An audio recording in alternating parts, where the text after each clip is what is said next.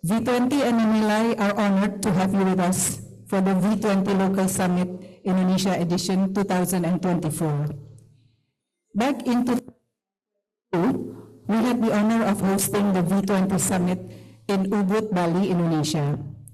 And we do understand just how significant this road towards the summit is to the success of all V20 initiatives. And please allow me to take a bit of time to show our appreciation and gratitude to all the, first of all, of course, to Ibu Alisa Wahid, our beloved V20 co-chair in 2022. And of course, all of us know that she's the founder of Gus Durian, and she sits at the board of PBNU, Ibu, and she's also our national SDG ambassador. Thank you as well to Muhammad Naufal, who is currently online because he is overseas, and who will share with us how his personal story on his values-based decision-making on growing his business. Naufal is one of the winner of V20 2022 awards. He is the CEO and co-founder of Carbon Add-ons. And we have with us also Brahma Aditya, our own senior consultant, who are involved since the very beginning on our Manila survey, the National Values Assessment Program. And last but not least, we will also have Rudolf Lohmeyer, who is currently on his way here directly from the airport. Rudolf is one of the founding members of V20. So now, without further ado, I will give the floor to our moderator, chairperson for today. I introduce to you Rianti Dwi Astuti of Daya Lima. Thank you, Mbak Meka. It's okay.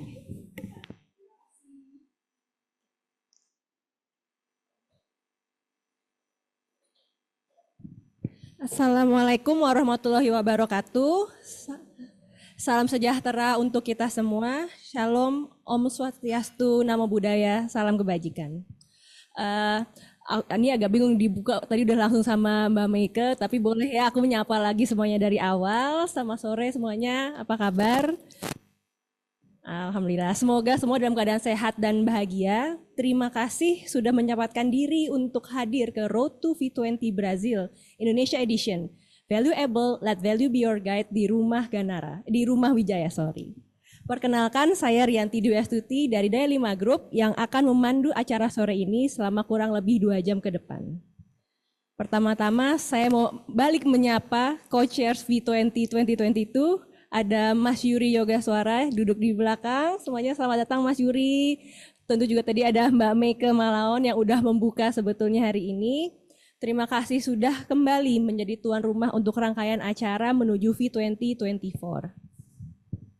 Selamat datang juga tentunya untuk Mbak Alisa Wahid. Terima kasih Bu Mbak, V20 22 Co-Sherpa, Duta Sustainable Development Goals atau SDGs Indonesia, serta Ketua Tanfiziah Pengurus Besar Nahdlatul Ulama.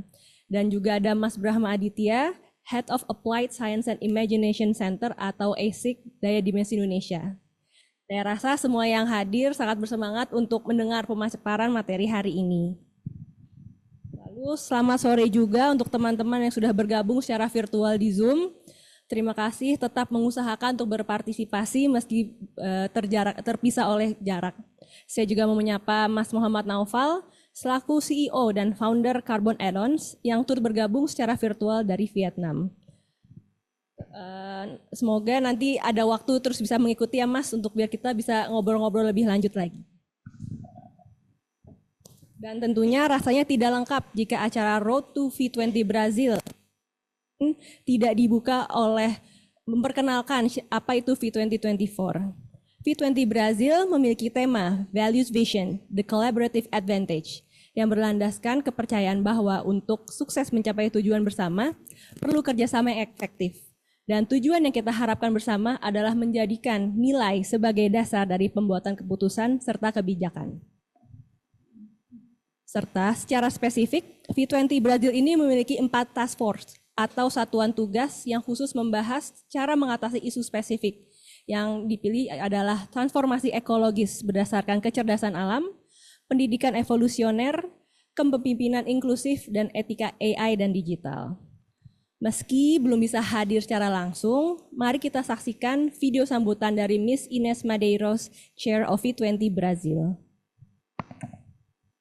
Greetings to all that are attending today that's at Road to Brazil Indonesia event, and my special thanks to the Indonesia team that organized so carefully this event for all of us. I'm here also to share that at the 14th of November, with the sponsorship of Instituto Oi Futuro, we will have the V20 Brazil Summit. Here in Rio de Janeiro, we will share with you the conclusions of our Communique 2024 and also the recommendations we are going to share with the G20 presidency in Brazil. I hope to see you there in person or by streaming. After this event, we will share with you the link for the ones that want to join us by streaming, or please RSVP, the email that we sent previously in order to have place for all of you here in Rio. Hope to see you soon. V20 adalah salah satu engagement group dari G20 yang ingin secara kolektif dan sadar mendorong kebijakan berbasis nilai-nilai yang bermanfaat bagi bumi dan manusia. Oleh karena itu, dalam acara Road to V20 Brazil Indonesia Edition, kami mengambil tema Valuable, Let Value Be Your Guide, karena kami berharap dapat memulainya dari lingkup terkecil yaitu individu. Kami ingin mendorong Bapak dan Ibu untuk mulai secara sadar dan terbiasa untuk mengambil keputusan yang didasari oleh nilai yang dipercaya secara pribadi dan yang memiliki dampak positif untuk sekitar. Oleh karena itu, saya mau mengundang Mbak Alisa Wahid untuk memberikan pemaparan mengenai bagaimana secara praktis menjadikan nilai sebagai panduan hidup. Silahkan tepuk tangannya untuk Mbak Alisa.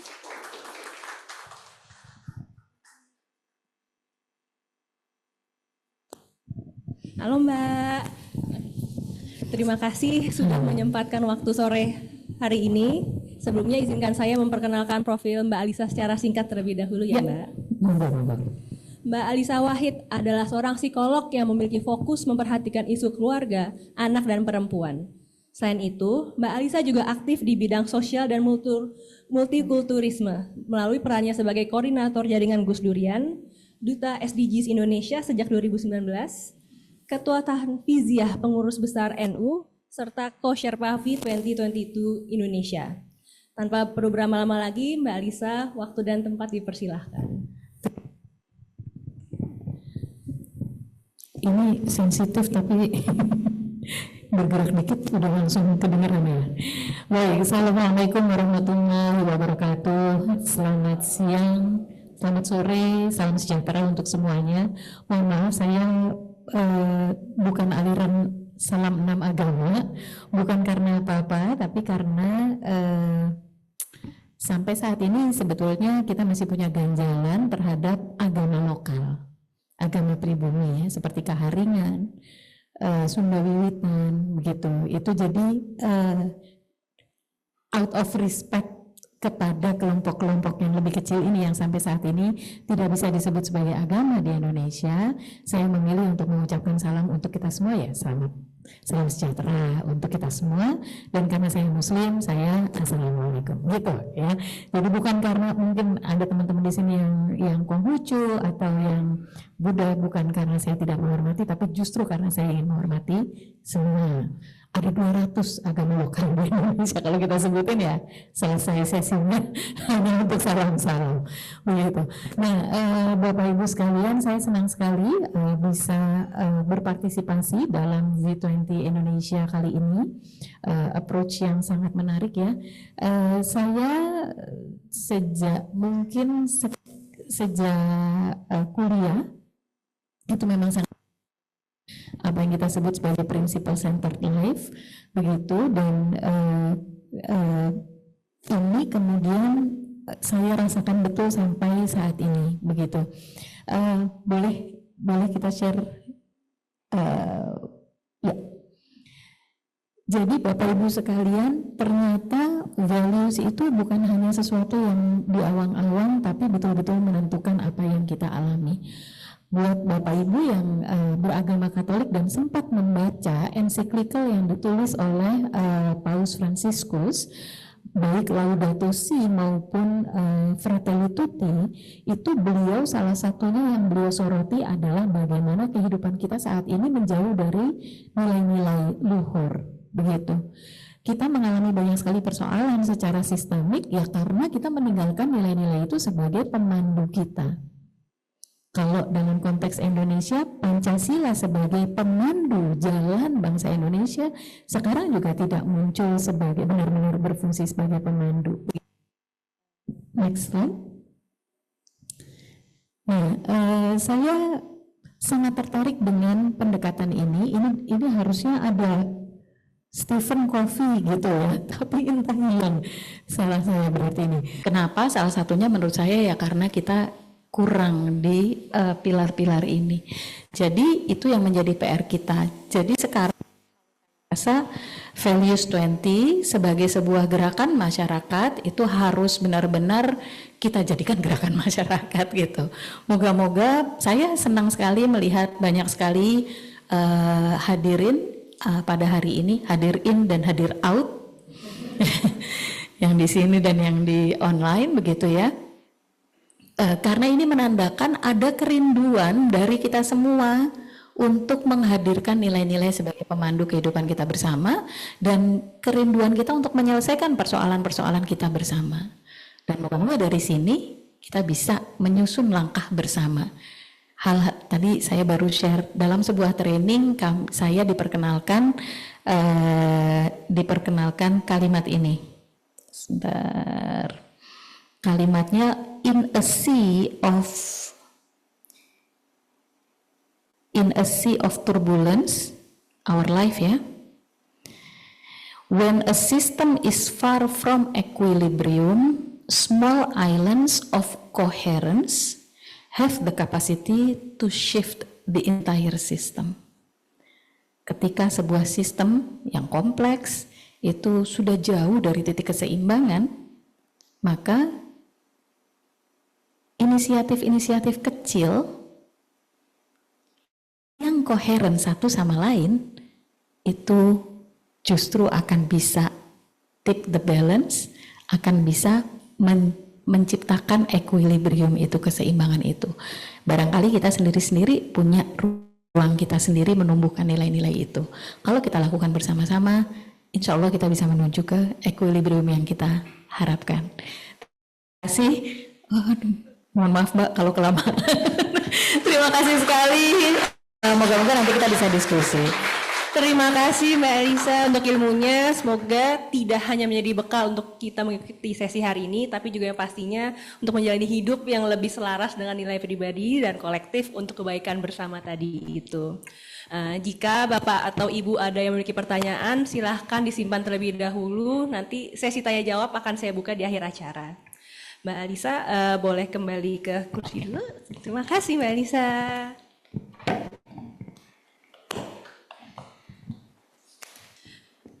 Ketika Indonesia dipilih untuk memegang presidensi G20 pada 2022, Nenilai mendapatkan kehormatan untuk menjadi penyelenggara V20.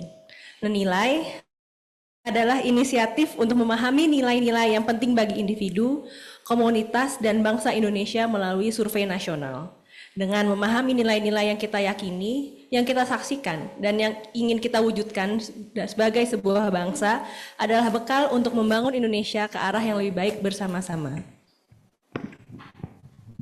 Kesuksesan survei pertama di tahun 2020 yang diikuti oleh 50.000 responden dari Sabang sampai Merauke membawa kita ke survei kedua yang telah dilakukan pada tahun 2023. Nah, untuk memaparkan hasil survei terbaru, saya mengundang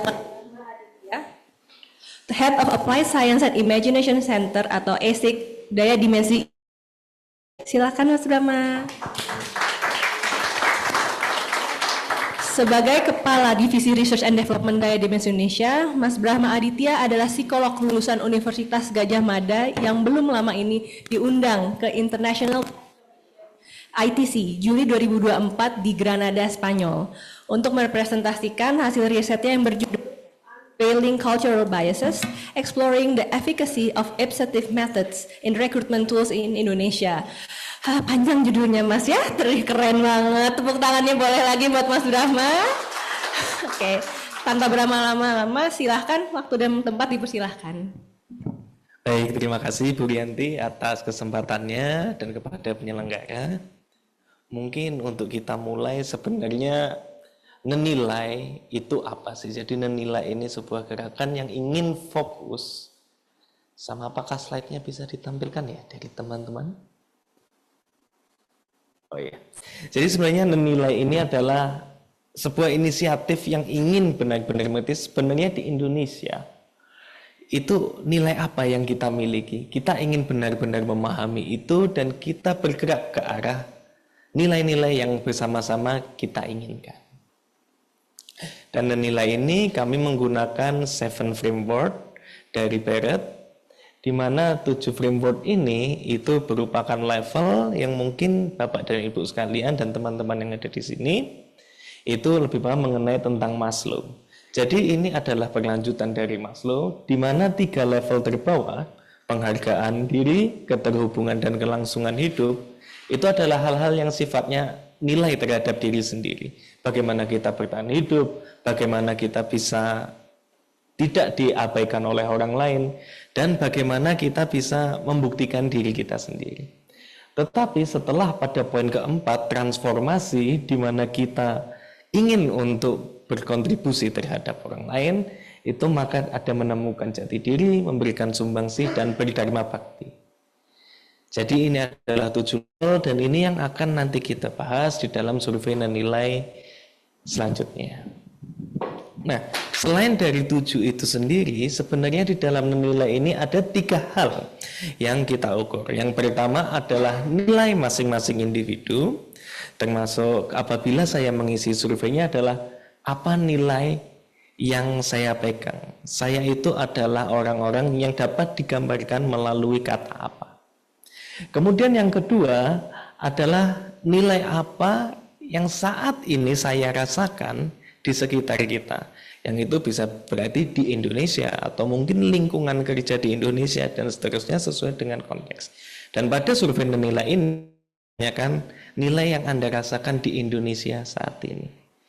Dan yang terakhir setelah kita mengetahui diri sendiri sekitar kita adalah nilai apa yang sebenarnya saya harapkan untuk muncul di Indonesia atau di lingkungan sekitar.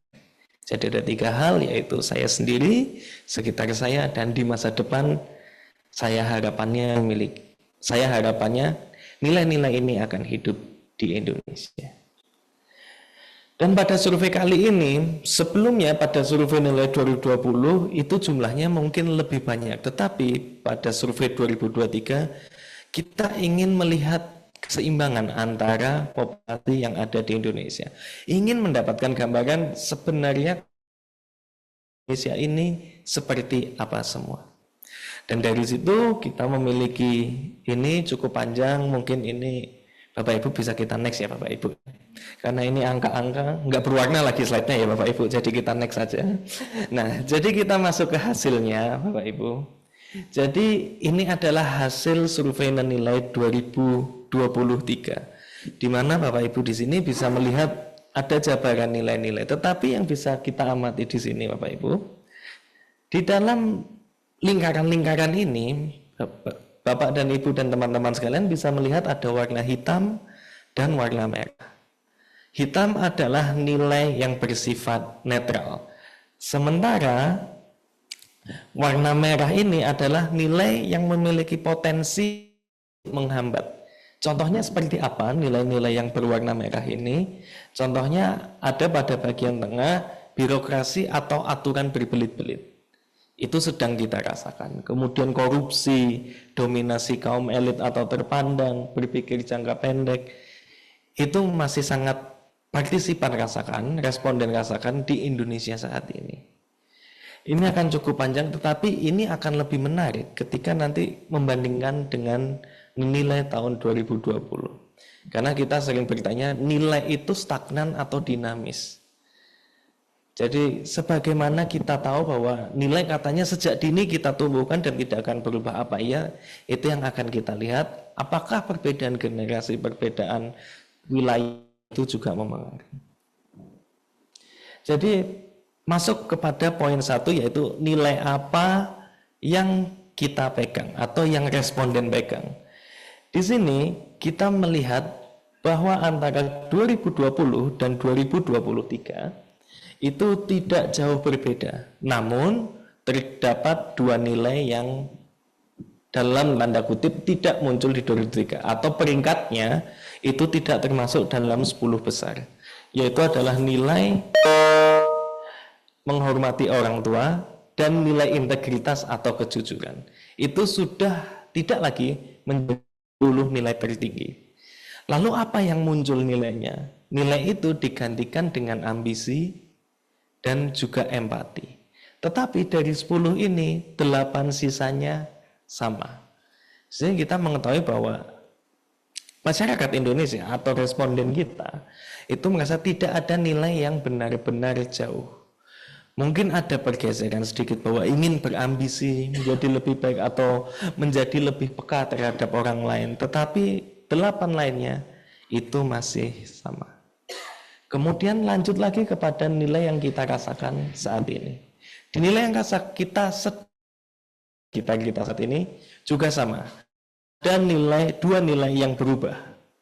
Darinya yang kuat itu adalah fanatisme terhadap agama, itu hilang, dan juga hak asasi manusia yang tadinya dirasakan sekitar kita itu tidak lagi menjadi peringkat 10 teratas, tetapi digantikan bahwa responden merasa bahwa sekarang orang-orang Indonesia, walaupun ada berpikir jangka pendek di sini ya Bapak Ibu, tetapi mereka tetap merasakan bahwa beberapa sudah memiliki yang jangka panjang. Apakah itu Indonesia Emas 2045 atau SDG 2030, tetapi hal-hal itu mulai diperhatikan dan saat ini responden merasa bahwa nilai tersebut sudah mulai ada. Dan juga yang lainnya adalah bertanggung jawab terhadap apa yang mereka lakukan. Dan masih sama, hanya ada dua nilai yang berbeda. Dan terakhir, di sini kita melihat bahwa di masa apa yang responden harapkan untuk muncul atau rasakan di Indonesia. Dan masih sama, hanya ada dua nilai yang berubah, yaitu nilai tentang kemakmuran dan hidup yang berkualitas, itu digantikan menjadi hak perlindungan hukum dan juga berpikir yang global. Sisa 8-nya masih sama, 10 ini. Di sini menunjukkan bahwa memang ada pergeseran, meskipun tidak terlihat besar, antara nilai sebelumnya pada tahun survei 2020 dan survei 2023. Tetapi mayoritas apa yang kita rasakan, apa yang kita pegang, dan apa yang kita harapkan itu masih sama.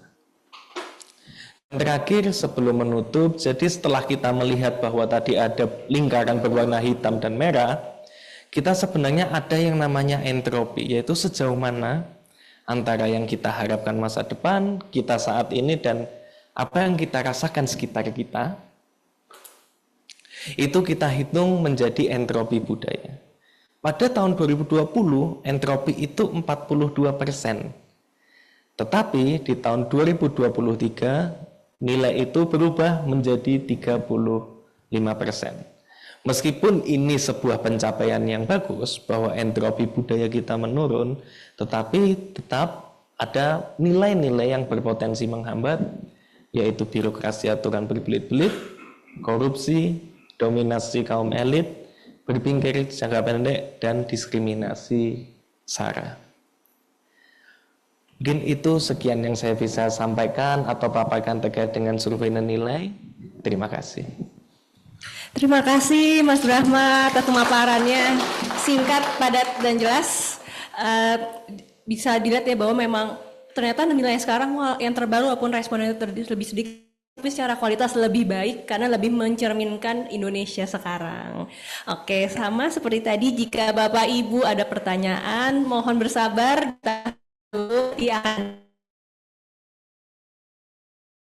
akan kembali dulu ke tempat.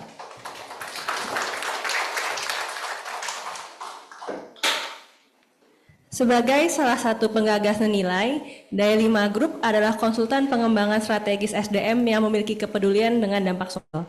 Oleh karena itu, dalam setahun kebelakang, Daya 5 terus berinovasi, menghadirkan solusi yang dapat semakin meningkatkan kesejahteraan bangsa Indonesia. Melalui anak perusahaannya, Daya 5 Recruitment, kini telah hadir yaitu Perantau Global dan Daya Mahir Insani yang didasari oleh nilai aman, jelas, dan amanah. Untuk mengetahui lebih lanjut, mari kita saksikan bersama video berikut ini.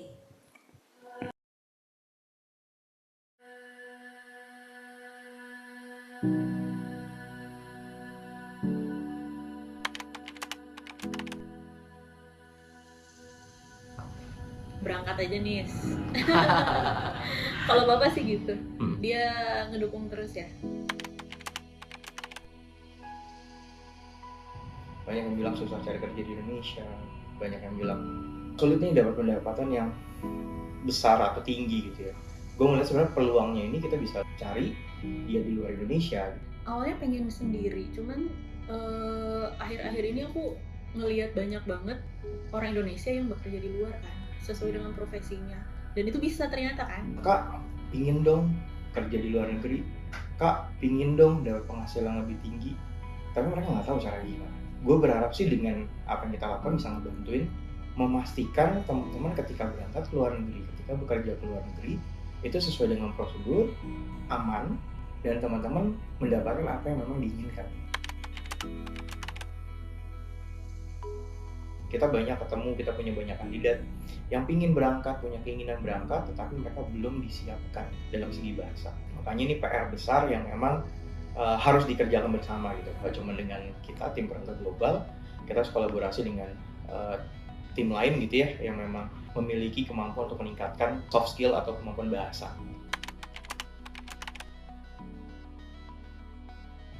Karena dia bilang gini, "Ma, ini Coach Jos yang bisa bantu aku kuliah."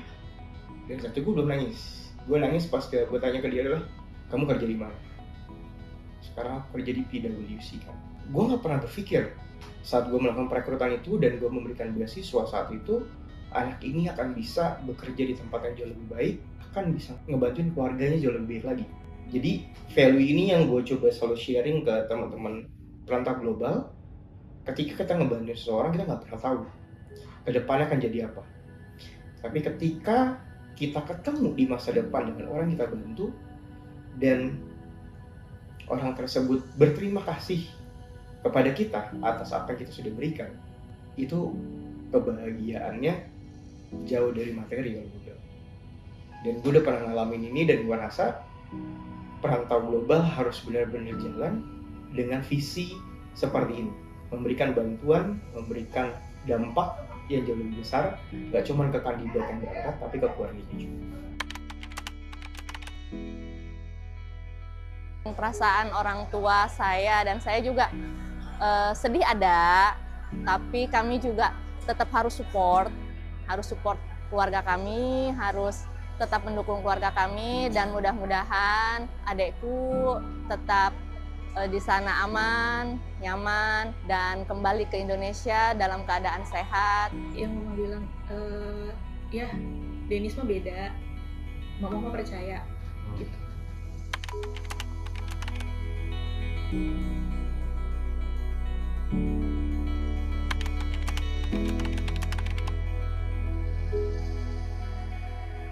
Hai, aku Denis. Saya Eva Nurul.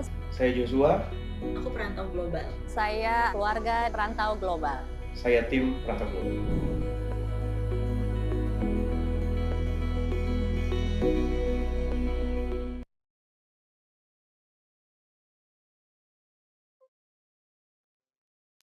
Ya, bukan hanya Daya 5 Group saja yang sudah tergerak untuk hidup dan berinovasi sejalan dengan nilai yang dijunjung. Ada juga Hana Keraf, sosok inspiratif yang sangat berdedikasi dalam memberdayakan perempuan di Indonesia Timur khususnya Nusa Tenggara Timur. Hana adalah co-founder dari Duanyam, sebuah inisiatif sosial yang bertujuan menghidupkan kembali tradisi menganyam dan memberdayakan perempuan melalui ekonomi kreatif. Sayang sekali, beliau kini sedang ada agenda di Amerika sehingga belum bisa bergabung secara langsung maupun virtual. Namun, beliau sudah menyiapkan sebuah video agar kita bisa memahami lebih baik perjalanannya dalam menjadikan dan memperjuangkan nilai sebagai kompas hidupnya. Mari kita saksikan bersama. I am a social entrepreneur from Indonesia, and my social enterprise is called Duanyam. Growing up outside of East Nusa Tenggara, I witnessed firsthand the challenges faced by numerous individuals in my hometown. Growing up as a minority, I experienced firsthand the limitations and biases that often hinders opportunities for those from less privileged backgrounds.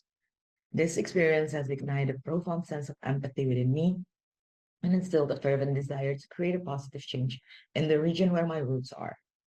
I yearn to see more young women from East Nusa Tenggara thriving beyond their hometown and returning to open doors for future generations.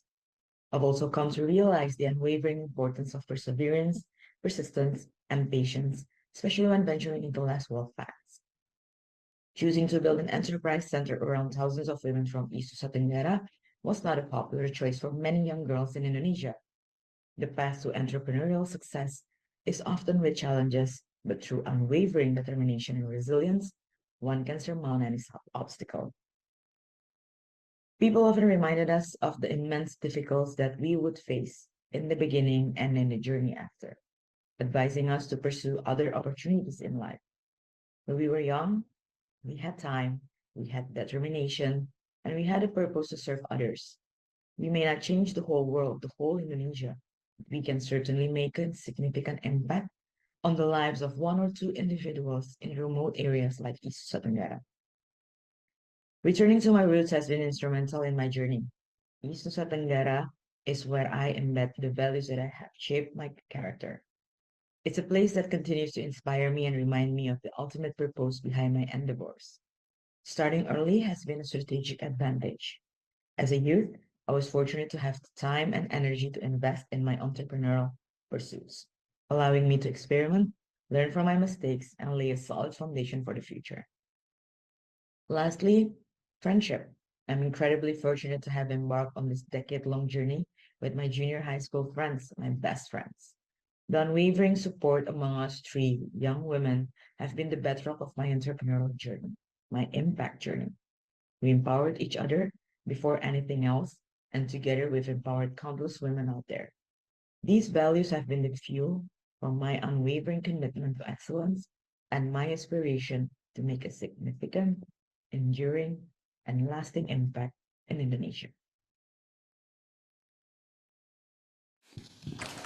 Sungguh menginspirasi kegigihan Hana dalam memperjuangkan nilai hidupnya, cita-citanya, dan kesejahteraan perempuan Indonesia Timur. Semoga semakin banyak teman-teman kita, perempuan dan generasi muda yang terus mengedepankan nilai hidupnya dalam berkreasi.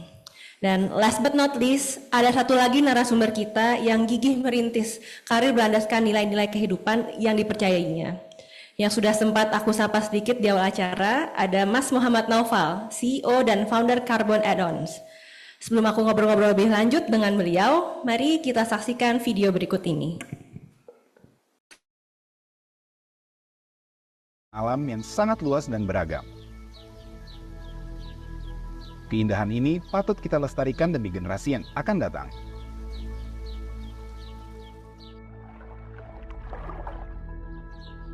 Namun sayangnya, kehidupan modern dan majunya laju urbanisasi di Indonesia membuat semakin banyak emisi karbon yang terlepas ke udara. Meningkatnya kendaraan bermotor, transaksi pembelian dan pengiriman barang di e-commerce, serta kurangnya kesadaran masyarakat akan dampak emisi karbon semakin memperparah perubahan iklim yang terjadi.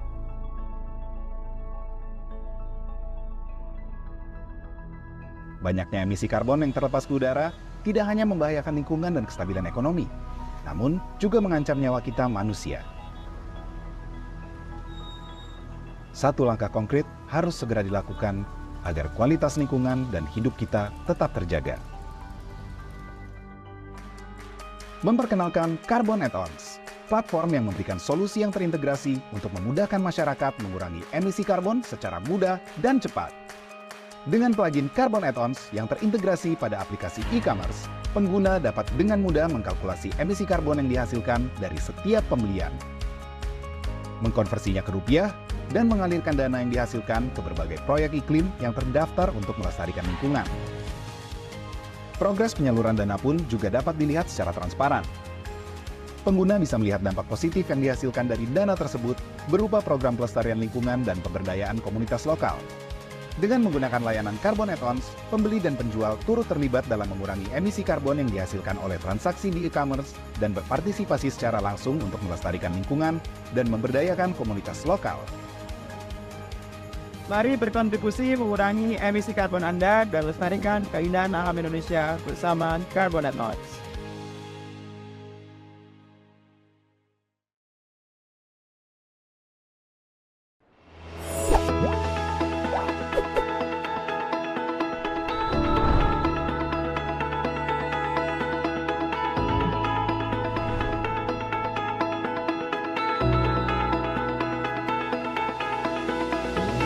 There's a learning gap on how to be part of the green transition.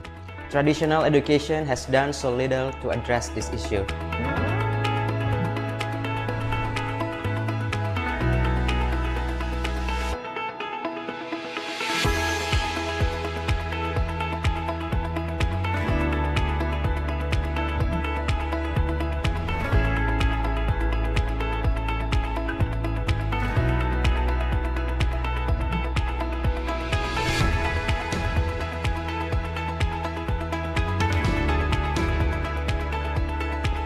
We do believe that every individual has a potential to make a change. The transformative power of climate education is what unlocks that potential.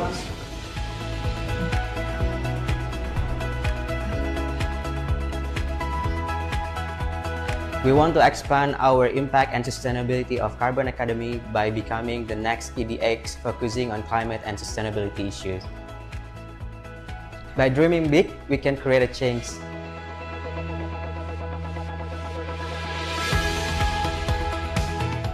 Let's learn together, let's make it green.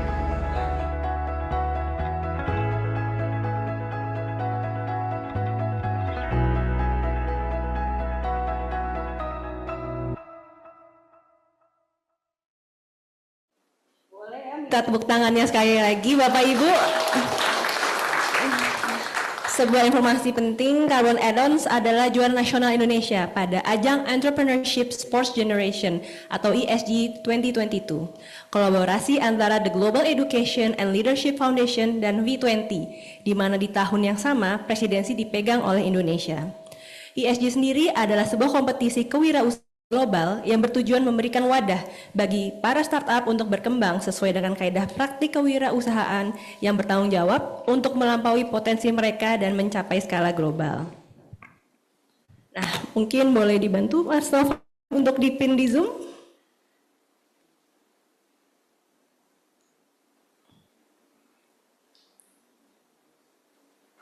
Ya, halo Mas Noval. Halo, selamat sore. Suara saya terdengar? Bentar, sudah ada suaranya? Oh, belum. Halo Mas Noval, boleh tes lagi? Halo.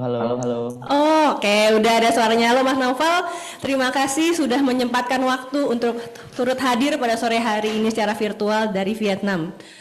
Tanpa perlu panjang-panjang lagi, aku udah menyiapkan beberapa pertanyaan sebetulnya setelah menonton 2 video tadi dari Carbon Add-ons.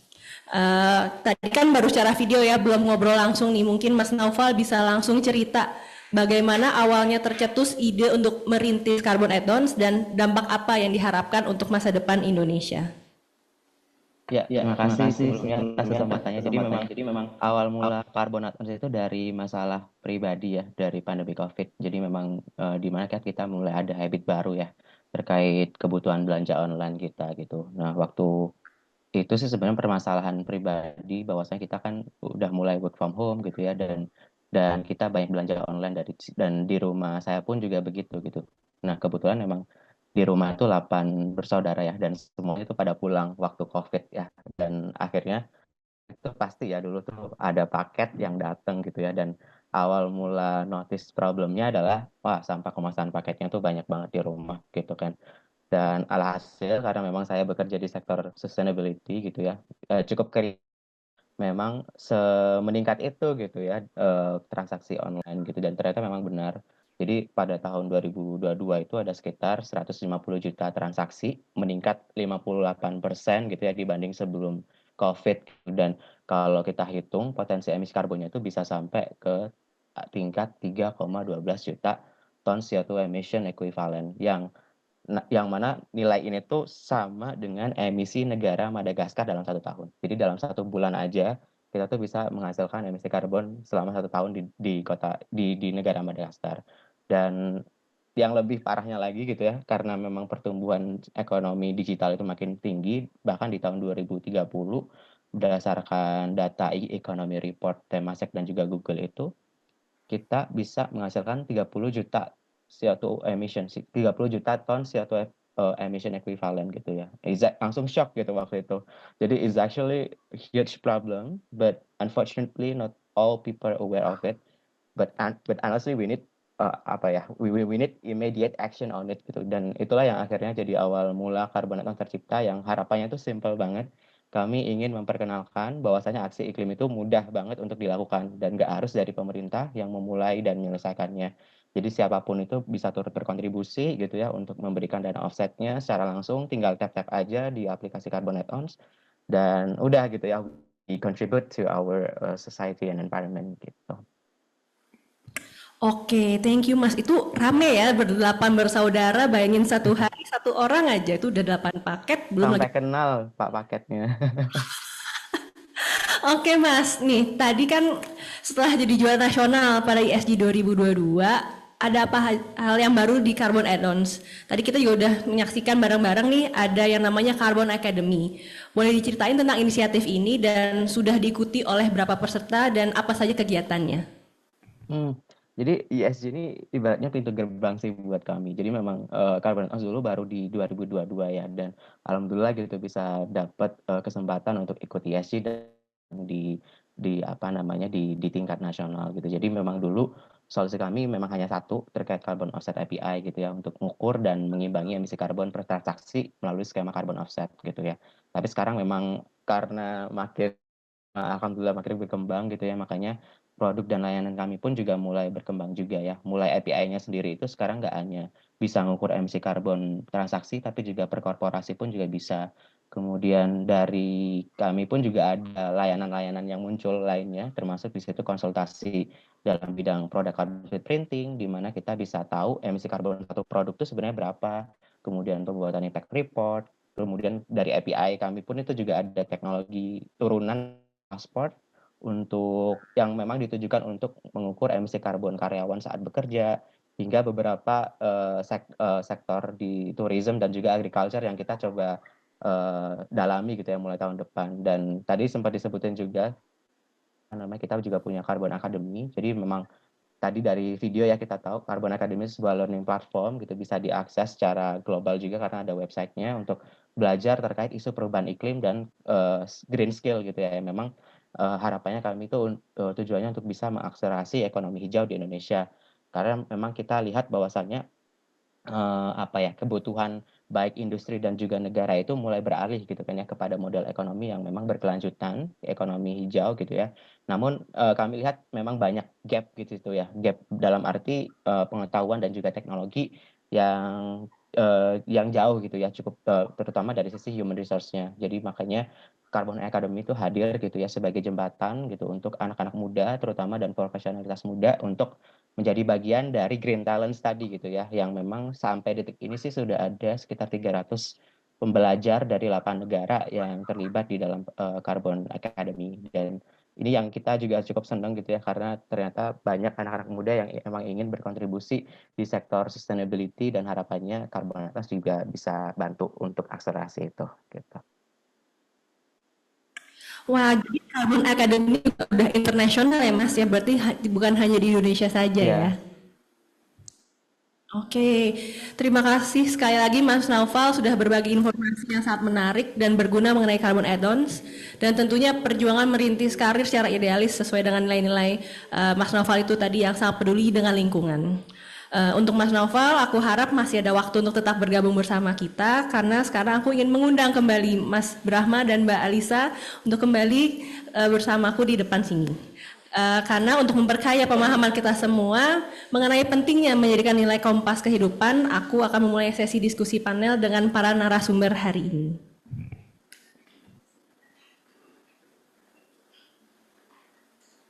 Kebetulan aku juga udah menyiapkan beberapa pertanyaan untuk masing-masing narasumber dulu ya. Kadang kan tadi langsung nih habis presentasi langsung next ke agendanya gitu. Jadi mulai pertama ke Mbak Alisa dulu ya Mbak ya. Boleh tadi kan ada inisiatif di sekolah vokasi Marif NU. Jadi Mbak Alisa udah bilang sebenarnya berdasarkan dari solusi. Tapi sebetulnya ada latar belakang yang lebih spesifik nggak sih? Kenapa Mbak Alisa juga ya udah kita ikutin aja deh pedoman revolusi mental tersebut yang akhirnya memilih nilai EGI, etos kerja, gotong royong dan integritas. Kenapa tidak nilai yang lain, Mbak? Ya, sebetulnya itu sebetulnya kita nggak gimana? Jadi gini, di lingkungan NU kami itu punya konsep namanya framework ya, namanya akhlak Nahdliyin gitu. Nah ini konsep ini sebetulnya cukup lama ditinggalkan. Saya ingin sekali itu mulai ditumbuhkan.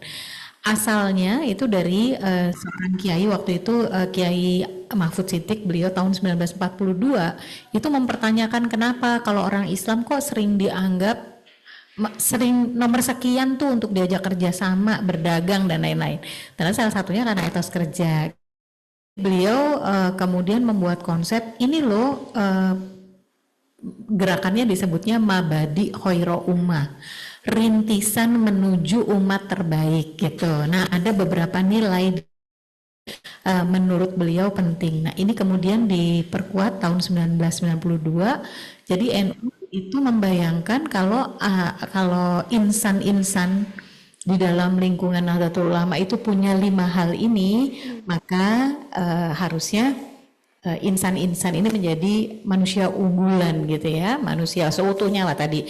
Unggulan tuh kesannya jadi apa? Kompetitif banget ya, unggul tidak unggul gitu ya. Tapi manusia seutuhnya itu. Betul. Nah setelah dilihat-lihat, ternyata sama dengan yang 3 nilai itu. Gitu. Jadi basically kita kalau orang Jawa bilangnya kalau Mas Brahma ngiras-ngirus itu sambil menyelam minum air gitu. Jadi kami sebetulnya eksperimen tentang Mabadi Khoiro Ummah di lingkungan pendidikan, tapi terus kemudian ya udah sekalian kita coba nih kalau revolusi mental kita pakai gimana gitu, karena intinya sama. Cuman kalau di NU itu 5 kejujuran, tanggung jawab dan reliability, terus kerjasama, adil dan istiqomah tuh bahasa Indonesianya konsisten, persisten, resilient gitu ya. Jadi tadi tuh masuknya di etos kerja dan di integritas gitu sih Mbak gitu. Jadi lebih ke sebetulnya value di lingkungan NU, tapi kita lihat ini selaras dengan EGI-nya si revolusi mental. Jadi selaras ya, cuma hanya berarti ditekankan implementasinya lebih ke secara aksinya seperti apa ya terjemahan. Value-nya bukan judulnya gitu. Kan Mabadi Khoiro Ummah itu juga judul gitu, tapi value-nya apa? 5 itu gitu. Oke, terus nih Mbak, kan sebagai tadi Mbak Alisa duta SDGs dan Mbak Alisa tadi udah bilang sebenarnya kita belum mencapai target, kita ketinggalan gitu Mbak. Jadi sebenarnya boleh nggak di-share nggak sih Mbak sekarang tuh keadaan realnya di Indonesia tuh seperti apa sih dalam mencapai target SDGs tersebut? Ya sebetulnya kalau tahun ini sih capaian kita lebih baik daripada dan ini kita memang terdampak ya dengan pandemi. SDGs itu terdampak oleh pandemi. realita tapi tidak boleh dijadikan alasan. Atau gini, itu reason atau excuse gitu. Alasan reason atau alasan excuse. Kalau alasan excuse ya sesuatu tidak tercapai itu karena ini gitu. Tapi kalau itu berarti ya kita terima ini realitanya, terus sekarang kita jadi tahun ini capaian kita meningkat, Mbak. Indonesia meningkat. Pada beberapa goals itu memang Indonesia lebih maju, misalnya gender itu kita sebenarnya lebih maju dari perkembangan global gitu ya. Undang-undang TPKS itu termasuk salah satu yang menyumbangkan itu, bahwa keberpihakan bangsa Indonesia dan negara Indonesia pada pemajuan keadilan gender itu meningkat.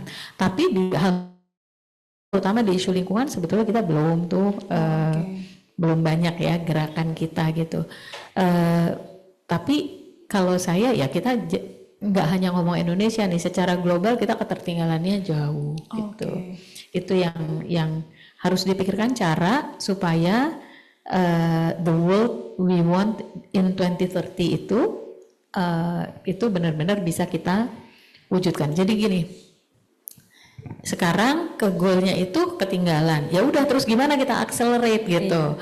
Berarti kita harus lari nih, nggak bisa sambil jalan. Nah itu yang sebetulnya sekarang ini harus kita pikirkan, inovasi-inovasi dan kreativitas untuk bisa melakukan itu. Sekali lagi menurut saya salah satunya ya karena belum value based gitu, Mbak. Jadi misalnya gini lah, contohnya angka kematian ibu gitu atau stunting di Indonesia. Bapak Ibu tahu kan stunting itu sangat prioritas banget lah, semua kementerian harus bekerja untuk stunting. Itu Bapak Ibu tahu nggak, dari 2022 ke 2023 turunnya hanya 1%. Dengan resources yang seperti itu. Kenapa? Bekerjanya benar-benar hanya lihat angka gitu. Jadi nggak kolaborasi dan segala macam, jadi nggak betul jalan mas sendiri-sendiri, Mbak. Betul. Jadi kalau menurut saya pencapaian SDGs ini nggak bisa lagi hanya melihat angka-angka yang dibutuhkan, tapi juga harus mengubah sesuatu yang lebih fundamental.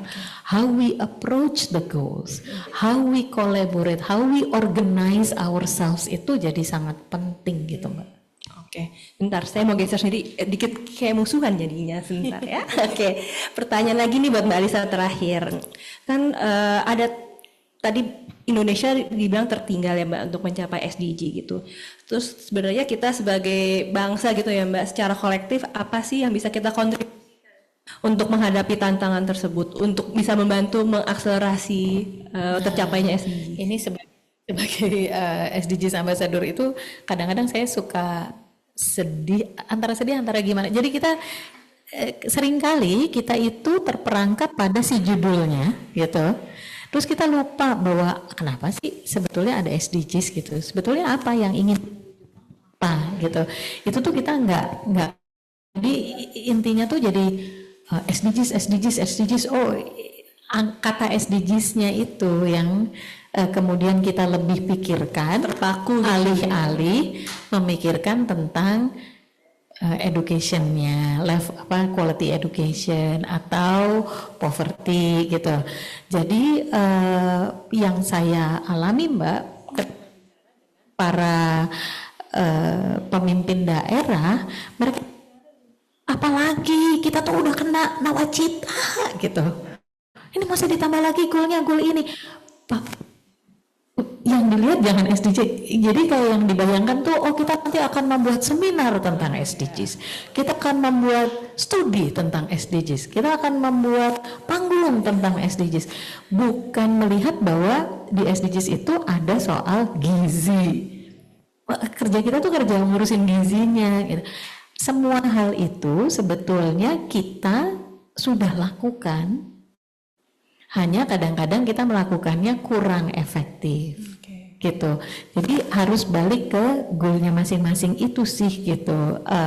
Bukan terjebak pada si SDGs-nya itu sendiri, itu as a concept gitu ya, as a framework. Tapi oh ada 17 hal nih yang memang harus kita laksanakan gitu.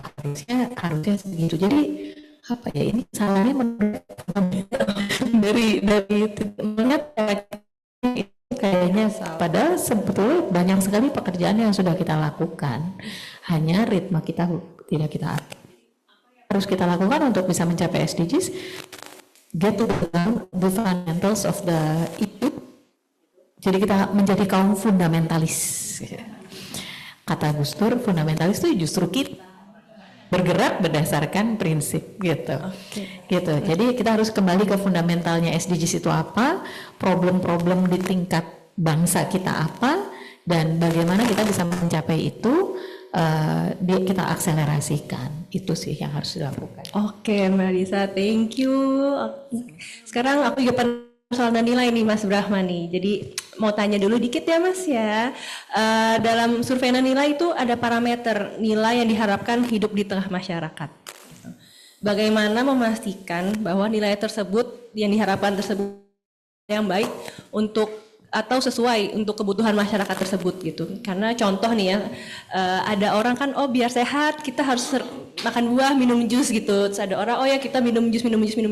Ternyata jus yang diminum tuh jus kemas, bukan fresh juice. Jadi alih-alih sehat atau bugar malah misalnya jadi kena penyakit gula, jadi diabetes gitu. Nah, kan karena kita biasanya jadi ya lihat kanan kiri, kita terlalu fokusnya. Jadi kira-kira apa sih parameternya bahwa ini memang nilai itu dibutuhkan dan memang baik untuk komunitasnya? Oke, terima kasih. Oke. Ketika ditanya apakah nilai itu sudah sesuai atau belum, yang pertama itu butuh dipahami bahwa nilai itu netral. Apabila saya memiliki nilai kejujuran, ya silakan. Tapi kalau misalnya orang lain memiliki nilai ambisi, itu silakan pada tataran masing-masing individu. Tetapi ketika kita bicara nilai dan berbicara tentang Indonesia, kita akan bisa tahu nilai yang diharapkan itu bergeser atau tidak melalui apakah nilai-nilai yang tercantum di situ itu masih sesuai dengan Pancasila atau tidak sebagai identitas bangsa kita. Jadi ketika nilai itu terlalu jauh melenceng dan tidak sesuai dengan Pancasila, maka itu sudah menjadi jus kalau kata Bu Rianti tadi. Tapi jus kemasan, bukan menjadi buah ataupun jus yang sesungguhnya, yang baik untuk Indonesia sendiri. Oke, berarti kalau untuk di Indonesia sendiri memang Pancasila adalah pegangan kita semua seharusnya, dan itu tadi yang kurang diimplementasikan, yang sekarang anak-anak cuma tahu untuk menghafal aja kan istilah Pancasila, itu pun belum tentu sekarang pada hafal. Iya, suka jadi konten soalnya kayak anak-anak ditanya Pancasila bengong semuanya, nggak ada yang hafal. Nah, aku juga mau tanya lagi nih Mas Brahmani, adakah rekomendasi atau best practice seberapa sering survei nilai ini perlu dilakukan? Dan apakah misalnya harus berapa tahun sekali atau harus mengikuti kejadian tertentu, misalnya pergantian pemimpin negara atau misalnya ada pandemi atau bisa ada kejadian-kejadian lainnya gitu. Oke, terima kasih Bu Rianti, pertanyaan yang menarik. Sebenarnya apakah secara berkala atau mengikuti jejak tertentu? Ketika ditanya seharusnya kapan, tentunya mengutip dari Mbak Mega juga pinginnya setiap hari gitu. Tapi kalau setiap hari, masa kita bangun tidur ngisi, itu kan enggak juga. Sehingga kita juga melihat bahwa ternyata dari 3 tahun berjalan, perubahan nilai itu ada, tetapi apakah signifikan atau tidak itu bergantung persepsi masing-masing. Tetapi ketika melihat survei-survei lain yang serupa terkait dengan yang dilakukan oleh luar negeri maupun di Indonesia, itu sebenarnya antara 3 sampai 5 tahun. Tetapi di saat yang sama juga sebenarnya mungkin nggak sih ketika ada suatu kejadian besar itu dilakukan, karena sebenarnya ketika kita berangkat seperti contohnya itu Maslow sendiri, bahwa nilai itu sebenarnya masih sama dia merasa waktu itu tidak menjadi seseorang yang hebat. Tetapi ketika ada sebuah kejadian nyata yang terasa itu bagi dia sangat penting dan bermakna, dia berubah menjadi Maslow yang kita kenal. Nah, di sini juga nilai itu bisa jadi sangat berubah. Ketika kita ada misalnya pergantian pemimpin atau hal-hal milestone penting apa yang mungkin memang dirasakan oleh mayoritas masyarakat seperti itu. Oke, thank you. Jadi sebetulnya secara teori kali ya 3 atau 5 tahun, tapi sebenarnya berarti tergantung juga dengan keadaannya. Nah, dari tadi kan aku terus yang nanya nih, takutnya udah pada nyimpen semua pertanyaan, takutnya lupa, jadi aku ingin membuka floor pertanyaan untuk para tamu undangan. Aku buka untuk 3 penanya terlebih dahulu, juga untuk teman-teman yang di Zoom ya, jadi silahkan angkat tangan dan perkenalkan diri, berdiri atau langsung ketik di chat di Zoom. Oke, ada 1. Ada lagi yang mau bertanya? Ada 2, Bapak kedua, dan yang ada 1 lagi? Oke, Ibu. Oke, silahkan bisa dimulai dengan Bapak yang baju merah. Silahkan. Maaf Ibu duluan ya Bu. Saya Tony, perkenalkan dari Dayang Lahir Insani. Saya sangat tertarik dengan pemaparan dari Ibu Alisa dan Mas Bram. Mungkin pertanyaannya it goes to both karena sepertinya ada irisan.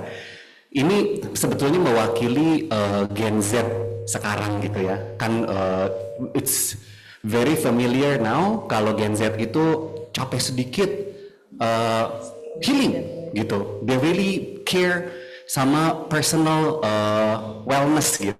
Nah, pertanyaan saya ke Ibu Alisa dan Mas Bram, ini sepertinya kalau menurut pribadi saya sebagai seorang pengamat aja gitu, ada value, pergeseran nilai gitu. Kalau mungkin zaman saya dulu lebih mentingin achievement, sementara zaman sekarang lebih mentingin personal fulfillment gitu. Kalau balik ke value dan principle of life yang tadi dipaparkan oleh Ibu Alisa, it was actually interesting when you said that if we focusing on power, all of the ini akan works on dan akan mendukung semua supaya tercapai powernya gitu. Nah, the simple question for me is, sebetulnya lebih esensial mana untuk seseorang individu?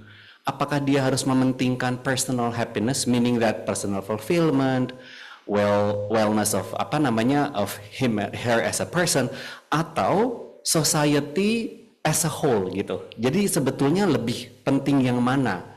Personal fulfillment atau society as a broad gitu. Jadi mengalahkan personal desire gitu pertanyaan saya. Terima kasih.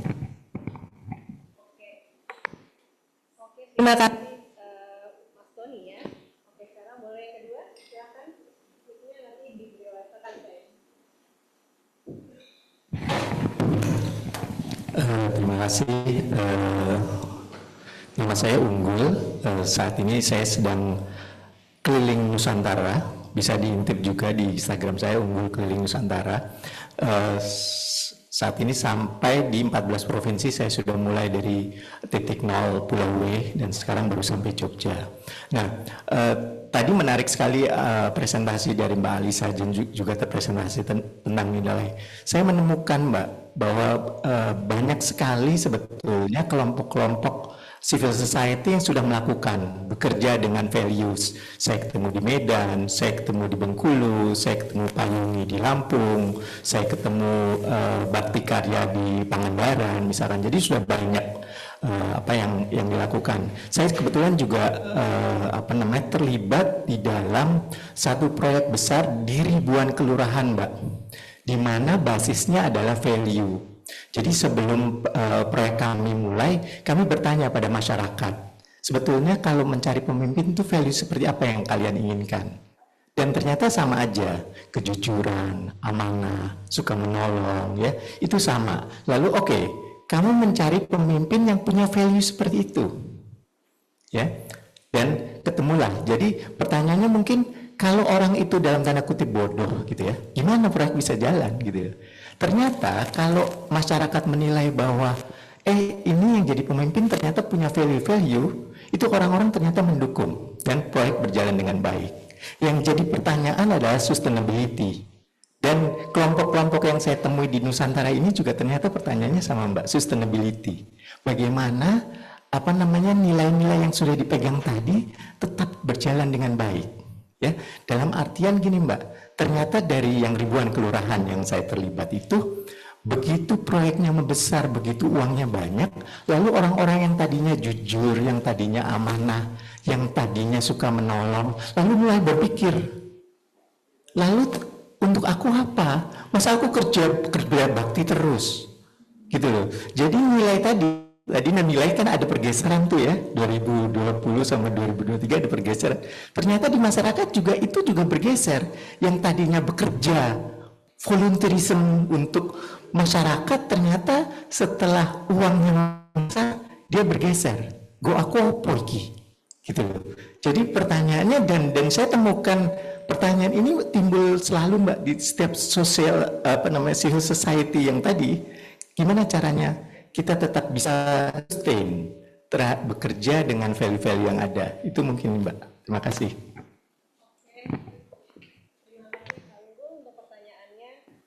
Oke, aku mau mengingatkan juga bahwa di sini Mas Noval juga tetap masih bergabung bersama kita. Jadi kalau misalnya ada pertanyaan yang mau ditujukan ke Mas Noval juga bisa. Oke, sekarang pada Ibu, silahkan. Makasih. Saya Nini, saya adalah seorang emak, adalah seorang nenek, adalah seorang guru yang sangat concern dengan kondisi yang ada saat ini. Di mana saya sangat percaya pada teori yang mengatakan disonansi sosial, ya, di mana ada dua kebenaran yang datang, dua kenyataan yang datang pada saat yang bersamaan yang bertentangan, maka insting-insting destruktif yang lebih mungkin untuk muncul daripada insting-insting yang konstruktif. Nah, jadi life instingnya lebih terpendam, dasar instingnya yang lebih muncul. Nah, di dalam hal ini apa yang bisa kita lakukan? Saya sangat terus terang saja, saya anti politik karena saya adalah saksi ketika G30S saya masih di Kediri. Jadi saya melihat bagaimana korban-korban orang-orang melakukan hal-hal yang tidak masuk di akal saya. Lalu kemudian saya tanya kepada ayah saya, ya inilah namanya politik Nini. Oh oke. Dan dari situlah saya pengen belajar psikologi.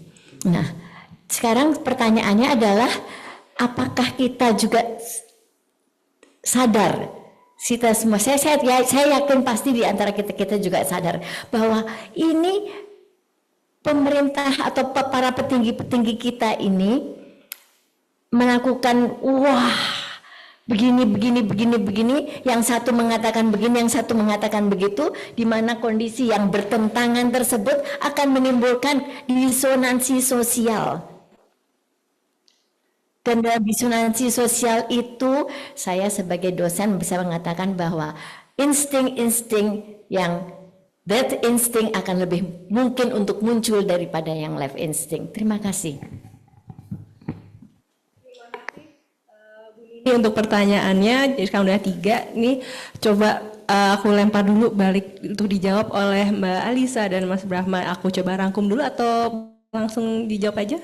Oh, oke, boleh. Oke, jadi tadi Mas Tony bertanya, ini Gen Z sekarang tuh biasanya lebih mementingkan self fulfillment gitu ya dibanding kerja dan pencapaian. Jadi sebenarnya yang lebih penting itu sebetulnya apa sih?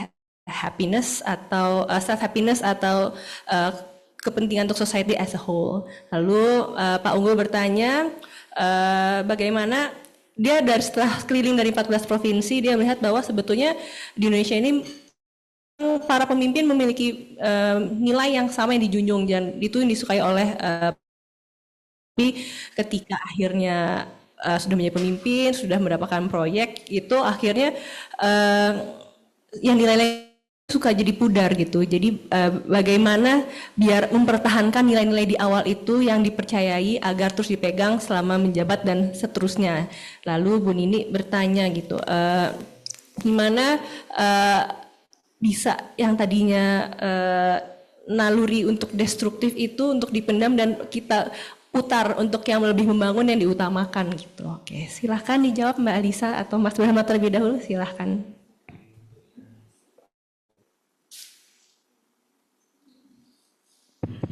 Baik, terima kasih atas pertanyaannya. Saya mungkin mau menjawab yang ditanyakan oleh Pak Tony.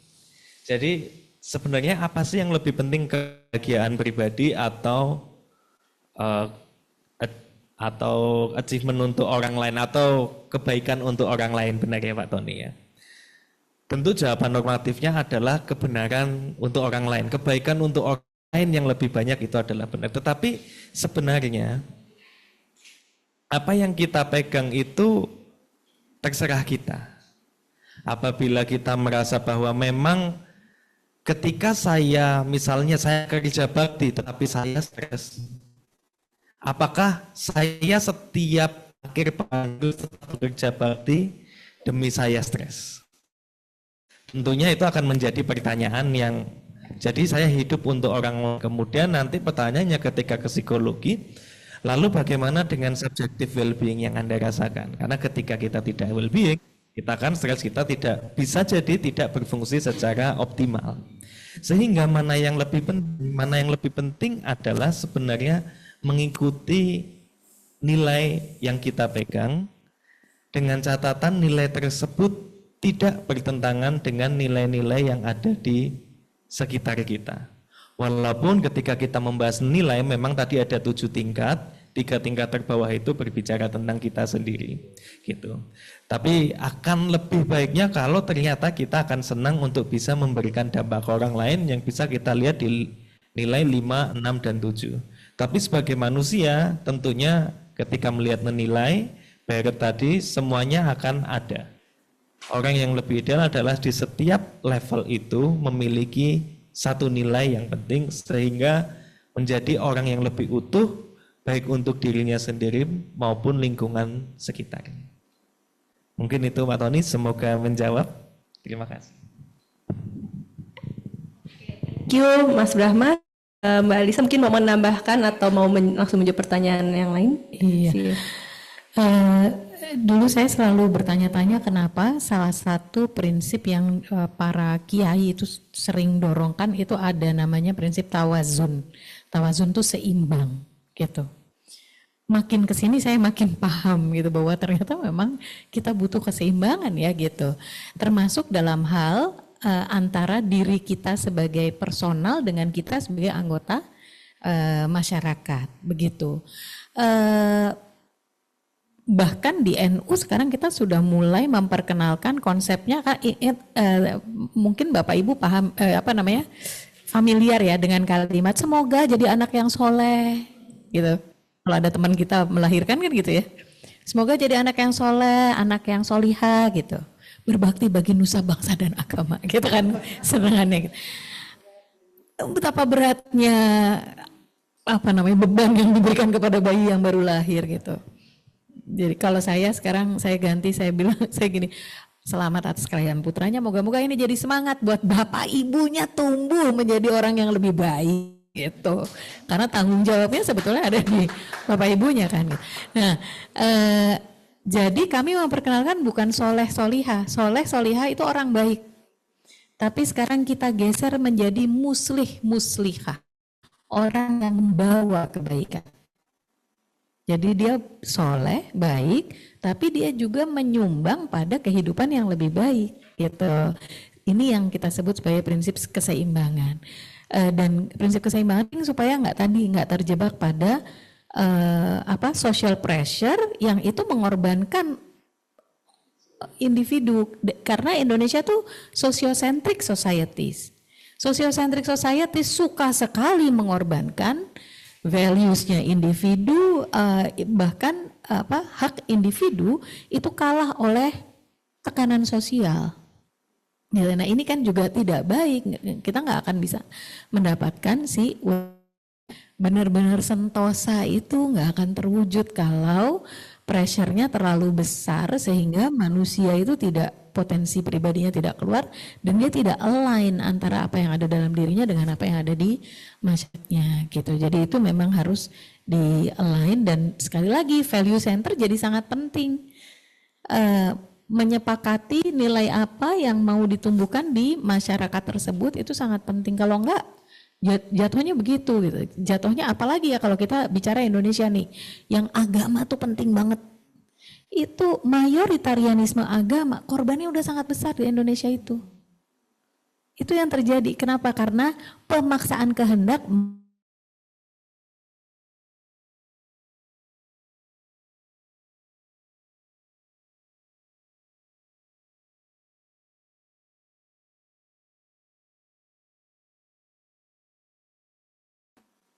karena kalau masyarakatnya predominantly Katolik gitu.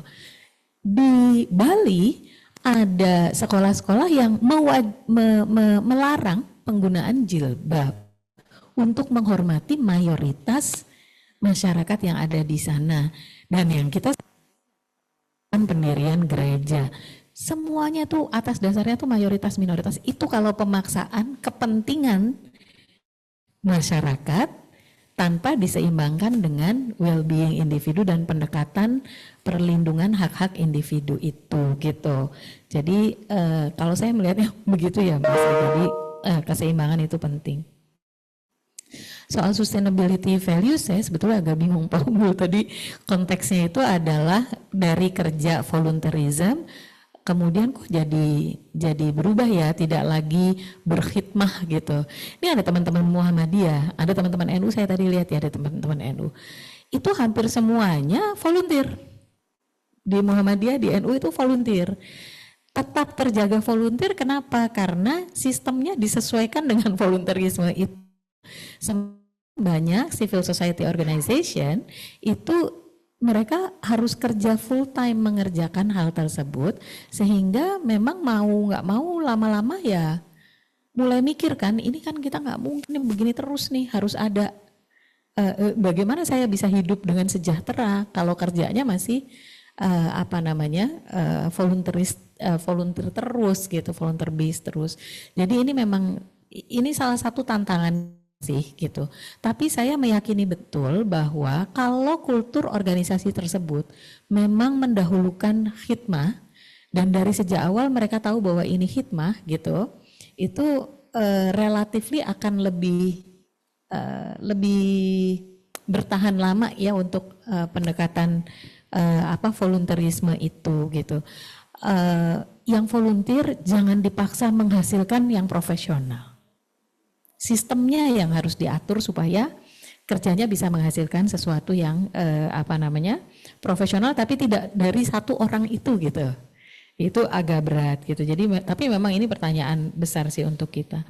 Kalau pertanyaannya Bu Nini, saya terus terang saja, mari kita cari jawabannya Bu. Karena saya ini juga persoalan yang paling mengganggu saya saat ini adalah soal ini, soal insting destruktif yang sekarang mengemuka karena the price. Bukunya si anaknya Stephen Covey, namanya Stephen Covey juga junior, itu judulnya The Speed of Trust, The Economy of Trust. Ketika dia menunjukkan ketika sebuah masyarakat, sebuah organisasi, sebuah masyarakat itu value center atau principle center, itu the economy of trust-nya itu gitu. Tapi begitu terlanggar, apalagi sistem tidak bisa dipercaya, itu di economy of trust-nya sangat tinggi. Harga yang harus kita bayar itu sangat besar sebetulnya, baik secara rupiah maupun taxing us as a nation ya, sebagai manusia itu kita membayar harga yang jauh lebih besar. Kita selalu tidak percaya pada kebijakan pemerintah tadi itu. Itu kan yang membuat kita akhirnya, alah nggak ada polisi, langgar aja, gitu kan? Iya apa? Ini ngomongnya besok pagi, delay, sore tempe, ya enak sebetulnya kalau itu gitu. Tumbuhnya ke arah yang benar dari delay ke tempe. Tapi yang kemudian terjadi adalah ketika kita tidak lagi bisa mempercayai sistem, maka kemudian kita akan rimba karena menyelamatkan diri sendiri. Kalau hukum rimba, ya pasti kita pakai value kita sendiri yang itu bisa tabrakan dengan kepentingan bersama. Gitu. Jadi gimana cara ininya? Elit politiknya kita ganti kita aja. Tapi itu utopis yang saya tahu tidak akan mungkin terjadi. Gitu kan, gitu. Menarik banget, Mas Brahma ada yang mau ditambahkan, ditanggapi? Oke, aku mau tanya lagi ke floor, ada yang masih mau bertanya? Oke, sekarang aku buka untuk dua saya waktu. Pertama boleh Ibu dan kedua Mas yang di belakang. Jadi silakan tolong bantu Ibu. Terima kasih. Mau mulai dari mana ya, banyak banget sebetulnya. Tapi gini, kita kan sering mendengar ya, oh, don't take it personal. This is purely professional. Kok bisa dua manusia yang berbeda? Kan enggak. Di sinilah udah ada diskoneksitas. Tapi mungkin bisa kita juga lihat apakah ada diskoneksitas juga di sekolah-sekolah kita, diskoneksitas di pemerintahan. Kita lebih pada compliance letters law daripada the spirit of the law. Jadi memulai di mana gitu? Mungkin mesti mulai dibuat bahkan kali ya dari kecil. Ya itu cuman something in the back of my mind yang terus menerus kita lihat. Tapi mungkin pertanyaan saya juga begini, banyak kegiatan-kegiatan yang bagus banget nih, termasuk di dunia filantropi. Apakah kita juga terjebak juga pada aturan main, tata kelola, log frame, KPI, efektivitasnya juga terbatas juga. Apakah karena ini juga nggak masuk juga di dunia filantropi? Mungkin itu. Terus kalau boleh tambahan, ini bagus banget ini survei ini. Bisa nggak nanti kita lihat, yang nggak hari ini tapi ya, lihat di CPI, Corruption Perception Index, di Governance Index, Human Development Index, itu mungkin bisa di-assess tuh. Atau dilihat juga di satu-satulah bongkar Pancasila. Kita kalau lihat Syariah Index untuk sila pertama, kita di nomor berapa? Coba satu persatu kita lihat. Saya sempat lihat sih, dan kayaknya kalau melihat skor report card kita, Pancasila kita, indeks kita tuh di bawah rata-rata, gitulah. Langsung ke Masnya ya. Bismillah.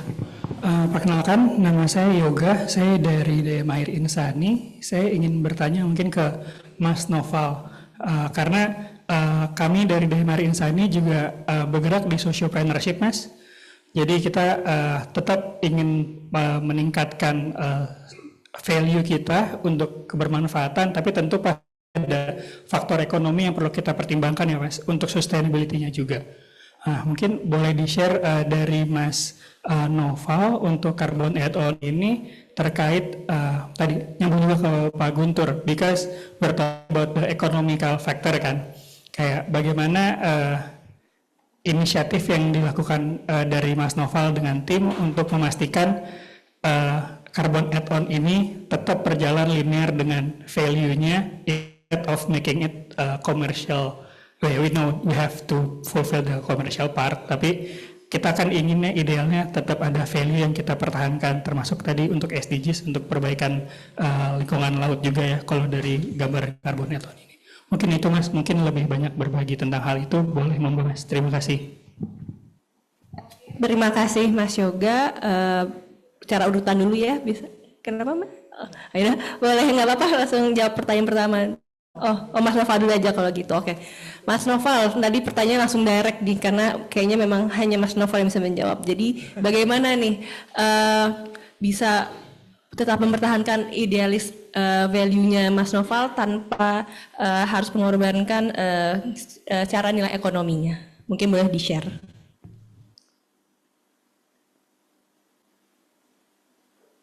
Halo? Halo, ya? Ya. Jadi kalau ngomongin sustainability kan sebenarnya kan ada 3 yang utama ya, sosial, lingkungan, dan ekonomi gitu ya. Jadi secara ekonomi pasti as a business we have our business models dan dari API itu pun juga ada model bisnis yang akhirnya ada keberlanjutan secara ekonomi di situ. Jadi memang dalam membuat program gitu ya, entah itu di Carbon Academy akhirnya akan ada misalnya kalau di sisi workshop berarti akan ada biaya workshop gitu ya. Kalau misalnya di Carbon Add-ons our API teknologinya berarti akan ada subscription gitu. Nah, itu yang akhirnya memunculkan gitu ya, sustainability di bidang ekonomi keberlanjutan di sektor usaha kami gitu ya. Tapi tetap gitu ya, we have our own values gitu, bagaimana caranya produk kami itu nggak cuman sekedar memberikan value yang baik untuk ke klien gitu ya, tapi secara value ke dalam pun juga sebenarnya bisa tercipta juga. Makanya dari kami pun akhirnya punya beberapa kebijakan gitu ya, baik itu di people kami ataupun di proses in making our products itu emang benar-benar mengedepankan low carbon activity gitu. Jadi contoh misalnya ketika kami di workshop gitu ya, kami di workshop yang ada di Carbon Academy kami selalu ngitungin juga tuh emisi karbon yang kami hasilkan tuh sebenarnya berapa gitu ya, dan apa yang kita bisa lakukan untuk menekan emisi karbon dari proses pembuatan produk kami gitu ya. Akhirnya dari situ ketahuan emisi karbonnya berapa dari aktivitas misalnya transportasi ataupun waktu kami melakukan Zoom meeting seperti ini gitu. Sebenarnya there's an emission on it. Nah, itu yang kita ukur dan akhirnya kita offset gitu ya. Jadi in making our product, high quality product itu nggak cuma dari sisi produknya ke konsumen gitu ya, tapi kami juga memastikan dari sisi kami sendiri, dari orang-orangnya pun paham mengenai isu perubahan iklim dan kenapa sih sebenarnya ada carbon add-ons itu sendiri gitu ya. Dan akhirnya dalam proses pembuatan produk kami pun juga akhirnya ditekan juga emisi karbon sesuai dengan our values gitu. Harapannya itu yang jadi istilahnya memunculkan unique selling points kami gitu ya ke klien dan juga yang lainnya, bahwasanya kami nggak cuman tadi gitu ya membuat produk yang bagus, tapi secara proses, people, terus facility and our governance pun juga bagus gitu. Mungkin singkatnya seperti itu, tapi we can talk more tadi ya Pak Yoga. Oke, terima kasih Mas Noval. Mas Yoga kalau misalnya kurang nanti bisa langsung hubungi langsung Mas Noval untuk ngobrol langsung. Nah, berarti untuk menjawab pertanyaan yang pertama mungkin mau langsung Mas Brahma atau Mbak.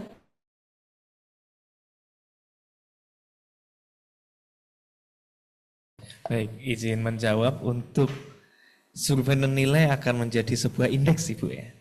Itu sebenarnya korelasi dengan indeks yang ada banyak itu hal yang menarik, terutama bagaimananya, dan saat ini juga kami juga bekerjasama dengan Kadin, di mana Kadin ini menggunakan nilai sebagai salah satu landasan dalam membuat white paper, di mana itu juga kaitannya dengan pelajar Pancasila gitu. Jadi memang akan sangat menarik, sehingga pertanyaan nanti apakah bisa akan terkorelasi dengan beberapa hal lain, itu hal yang masih sangat jauh karena memang tujuannya masih pada pembelajaran seperti itu. Terima kasih. Baik, saya langsung ke yang tadi ya Bu Velia. Jadi waktu membaca hasil nilai itu kan ada yang geser soal fanatisme. Nah, itu selaras sebetulnya saya langsung terpikir apakah ini karena gitu, tapi ini harus diuji gitu. Selaras dengan hasil indeks kepuasan masyarakat terhadap kinerja pemerintah, itu Kompas kan selalu melakukan setiap 3 bulan gitu.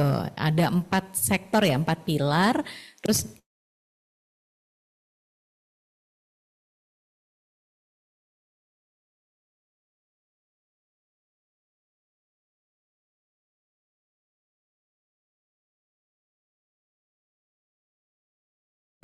gitu.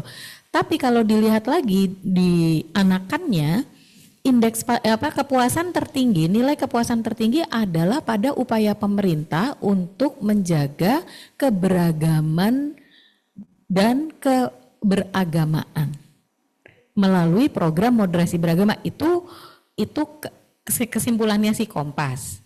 Indeks ini paling tinggi sejak awal 2023. Dia di atas rata-rata indeks komposit, di atas rata-rata masing-masing indeks. Itu paling tinggi adalah soal ini. Nah, Karena saya terlibat langsung di program moderasi beragama dari Kementerian Agama, itu memang value based banget kita desainnya, gitu. Dan benar-benar konsep intervensinya juga sangat deliberatif, dalam tanda kutip repot, nggak tipikal program pemerintah, tapi kita paradigm shifting para state actors, para penyelenggara negara terkait perlindungan hak beragama. Nah, itu yang ternyata diapresiasi oleh publik. Nah, apakah ini tadi nih, apakah pergeseran ini mempengaruhi moderasi beragama jadi lebih berhasil karena memang ada pergeserannya, atau sebaliknya? Itu kan harus diukur, gitu. Karena kalau saya benar-benar memperhatikan bahwa silent majority itu woke up after Jakarta governorial election. Ketika agama itu benar-benar jadi hate spin, waktu itu silent majority itu bangkit. Menanyakan apa yang bisa kami lakukan. Saya sampai punya sesi khusus untuk orang-orang awam tentang persoalan ini. Hampir tiap teman-teman kuliah, teman-teman sekolah, teman-teman pokoknya teman-teman yang biasanya nggak ada urusan dengan begini-beginian, itu mereka bertanya, kami harus melakukan apa yang bisa kami kontribusikan, gitu. Nah, ketika ini menjadi gerakan bersama, itu kemudian jadi ada pergeseran ini. Nah, saya sih sangat setuju kalau diukur gitu ya, antara nilai-nilai yang ada dengan apa yang terjadi di Indonesia dari sisi indeks-indeks, terutama human development, corruption perception index yang itu dimulai di mana saya sudah punya duga. Soal yang tadi di dunia pendidikan, ini yang pengalaman saya pribadi. Saya punya pendidikan anak, mengelola pendidikan anak usia dini. Kami value based. Kami pakai universal living values yang 11 itu dengan Pancasila. Kita crafting semua hal di dalam sekolah kami terkait dengan itu. Nah, karena udah bertahun-tahun kan sudah ada nih anak-anak yang masuk SD. Kami sedih sekali karena kami sampai harus membuat program khusus pendampingan anak-anak playgroup TK ketika masuk ke SD. Kenapa? Karena masuk SD negeri dan stres. Anak-anak ini stres ketika masuk ke SD negeri. Saya nggak punya SD. Ini orang tua saya agak melarikan diri dari orang tua yang menuntut saya bikin SD. Karena memang banyak anak-anak yang stres. Kenapa? Misalnya contoh paling mudah. Di fast track di sekolah kami itu anak-anak belajar untuk menghargai temannya dengan cara antri. Gitu. Itu sederhana. Antri buat apa sih? Buat tertib atau karena respecting others. Itu kan beda gitu. Nah, ini kita perkuat nih budaya antri. Begitu masuk SD, mau cuci tangan aja rebutan. Nah, dia yang terbiasa dengan antri itu kebingungan, terus aku harus ikut berebut. Kok aku nggak dapat giliran? Kok aku udah nunggu di situ tapi diserobot terus? Jadi disonansi itu jadi gitu. Dan ini challenge banget. Sampai akhirnya kami memutuskan untuk membuat ekstra di siang hari untuk anak-anak yang sudah masuk SD tapi benar-benar butuh dibantu untuk transisi menuju lingkungan yang berbeda. Jadi yang kemudian kita perkuat adalah resourcefulness dan resilience. Bahwa kamu masuk ke lingkungan yang berbeda, it's okay, it's different from what we have gitu. Terus gimana caranya kita ini gitu. Tapi saya merasakan betul yang tadi disampaikan Bu Feli ya, karena memang itu real, isu itu real. Sekolah-sekolah yang ada nggak sekolah bagus di Indonesia? Banyak.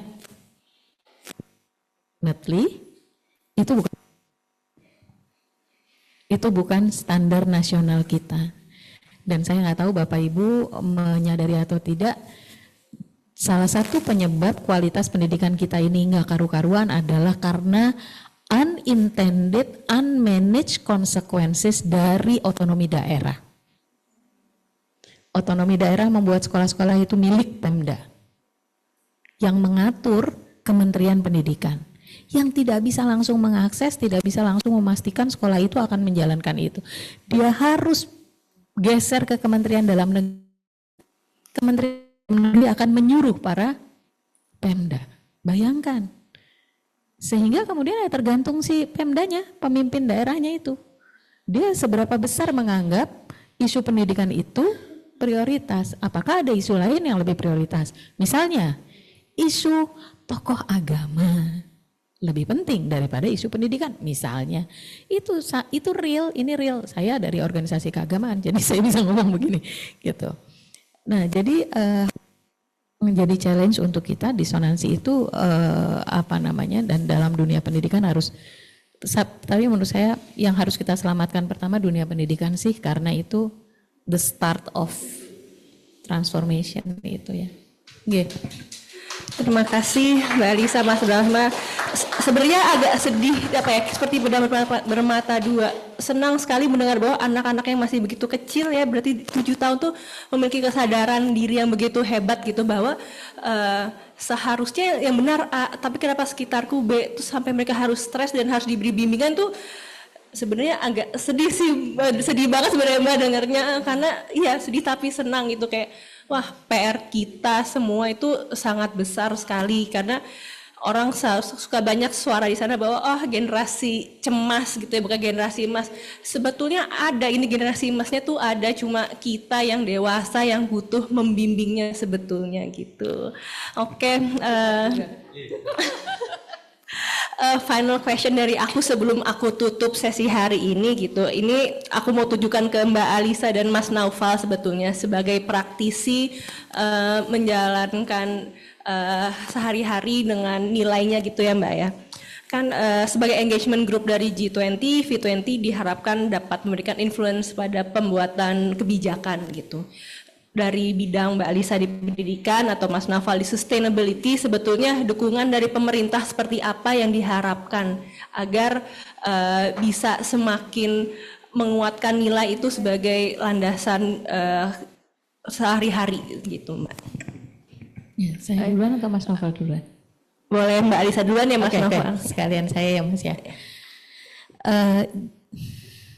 Ya sebetulnya ya tema V20 tahun 2022 sih, itu put values at the center. Jadi call-nya kita adalah ayo kita balik menjadikan value itu sebagai framework utama gitu untuk kita melakukan apapun.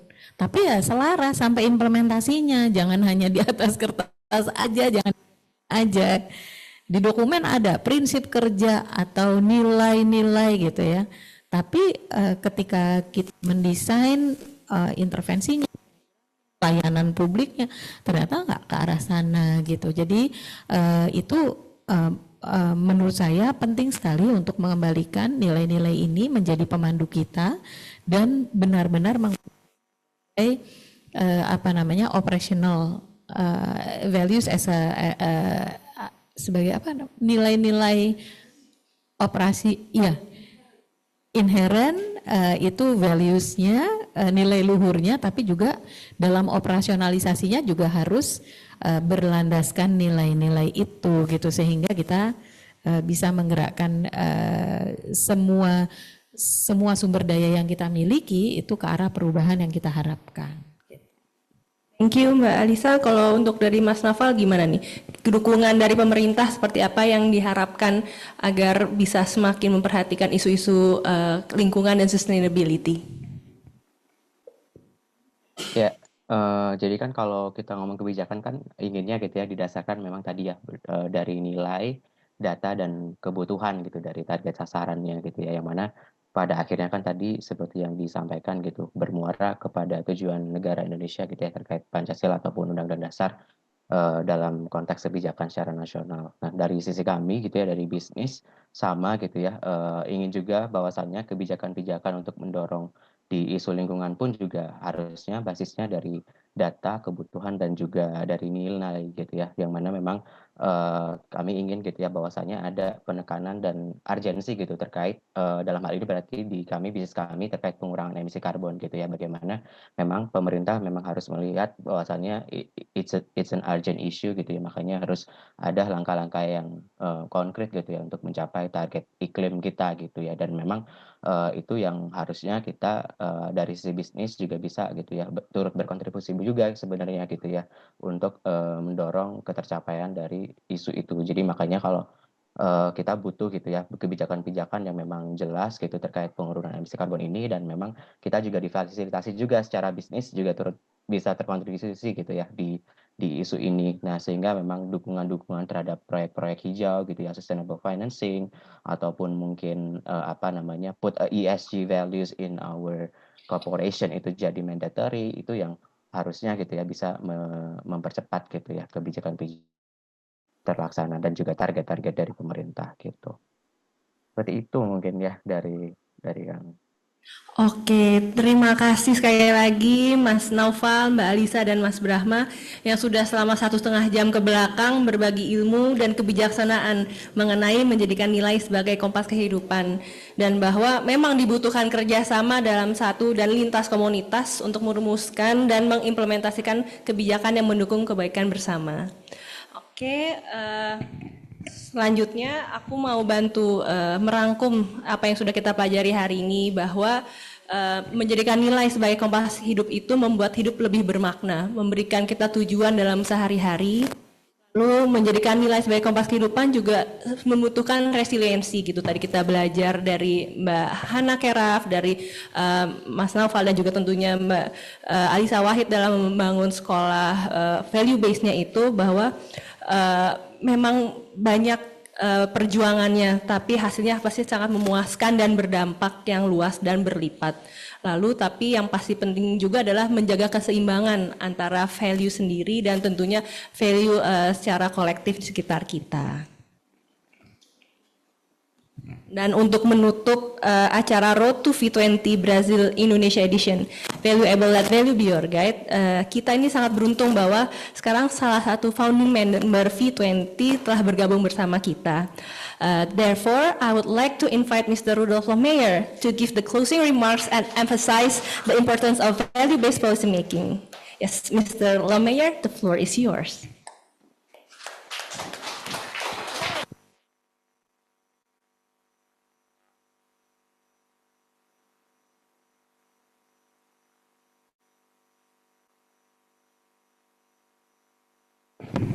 Thank you so much.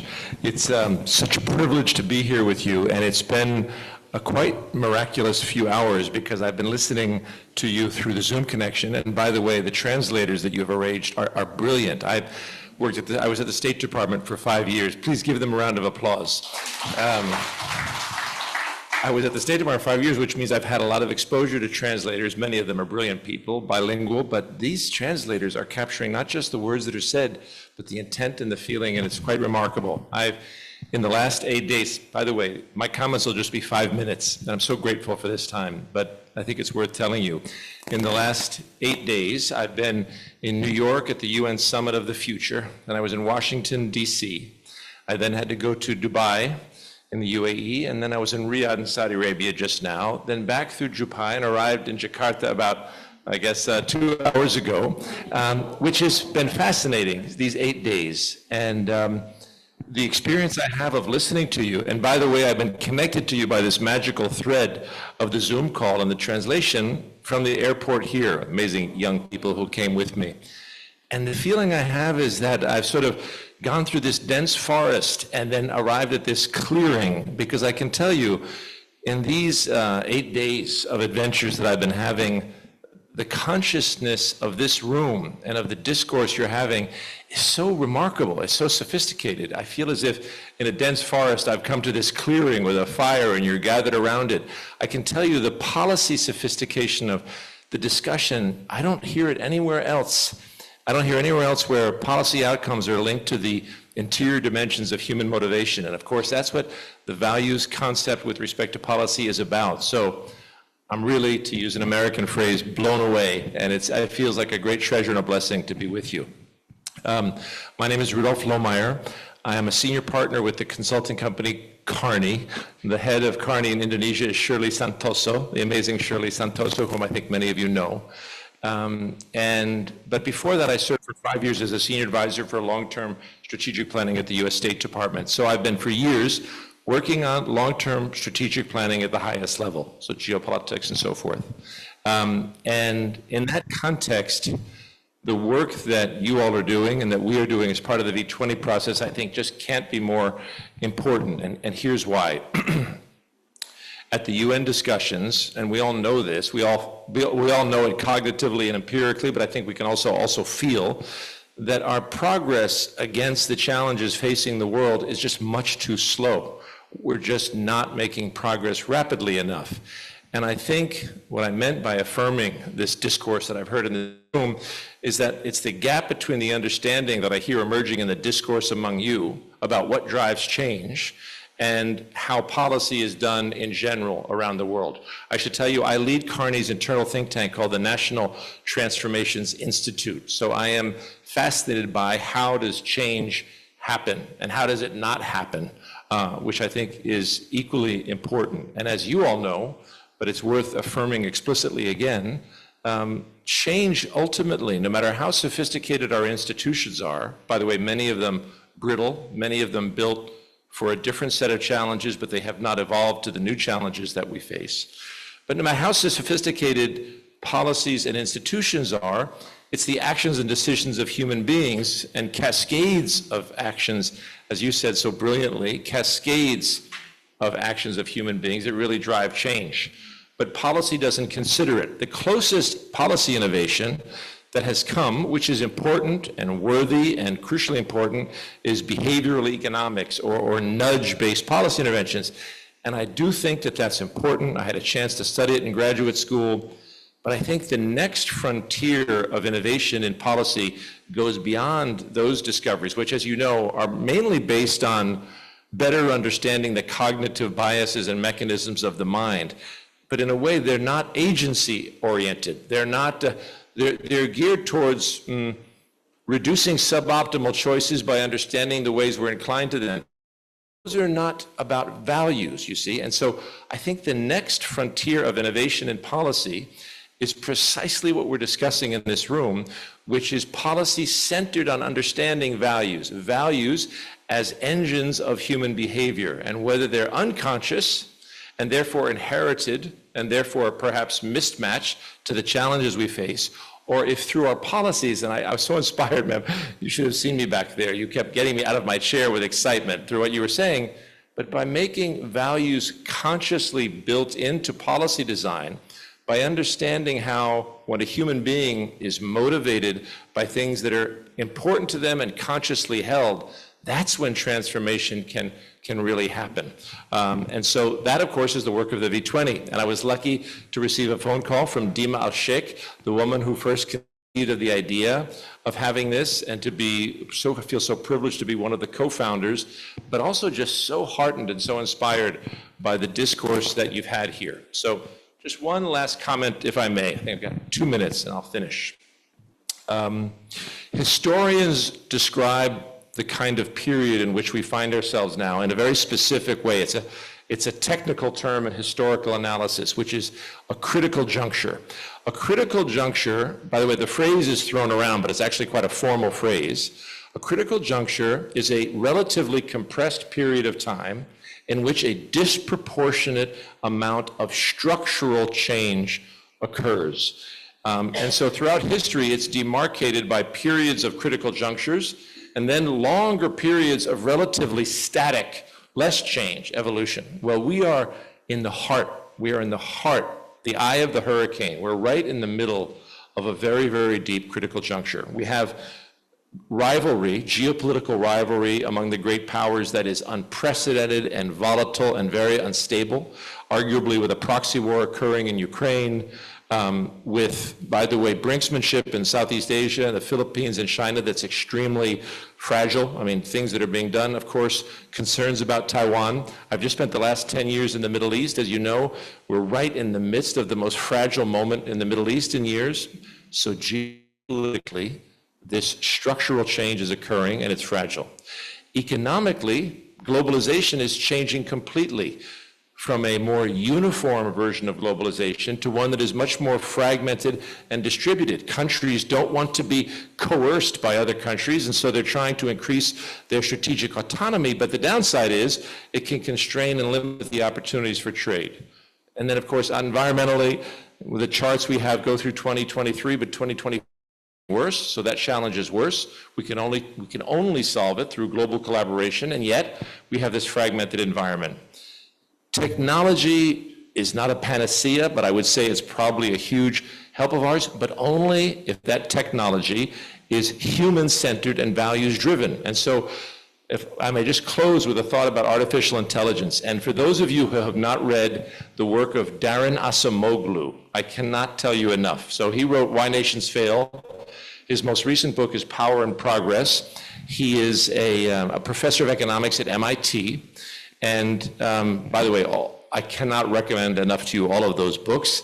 By the way, the book in between is called The Narrow Corridor, but he's exploring artificial intelligence now. And what he makes extremely clear, and the last thing I want to leave you with, is that artificial intelligence will have tremendous power, transformative power, but that power can manifest in two very different ways. It can evolve so that it is concentrated in very few hands and that it becomes sophisticated in ways that make human beings less necessary for certain outcomes. That's one pathway. Or it can be human complementary, where organizations, companies, governments find ways to deploy the technology in ways that are complementary to human beings, that strengthen them. And I think this difference will be not the only, but one of the main factors that will determine the future in which we live. Because artificial intelligence is remarkable. I hope you've all used it and experimented with it. It is transformative. It is true democratization of knowledge. But if it's concentrated and kept in a few hands, then it can lead to widening inequality and divergence.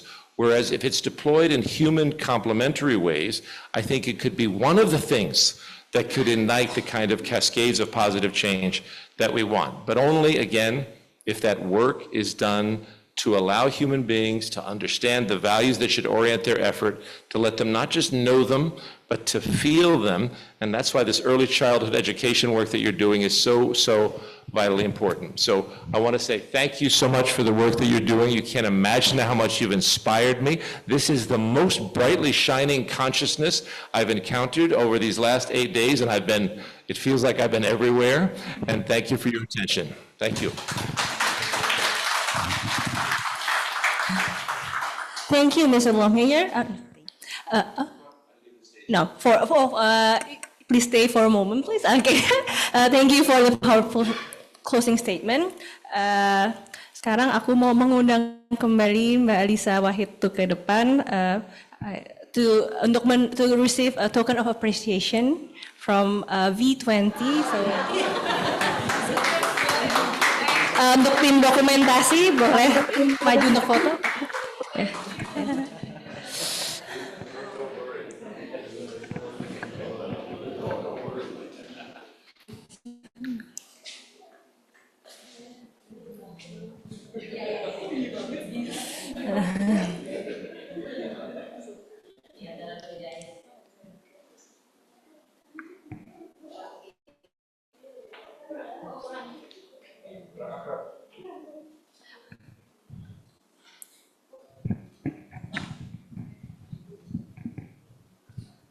Okay, thank you, Mr. Longhayer and. Okay.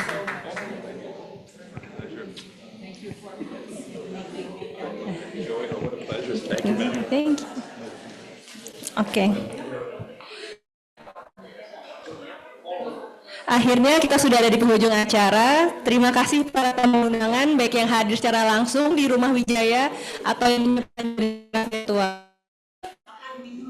Semoga Road to V20 Brazil Indonesia Edition Valuable, Let Value Be Your Guide menginspirasi kita semua untuk mulai hidup selaras dengan nilai kehidupan kita dan terus memberi dampak bagi kebaikan banyak orang.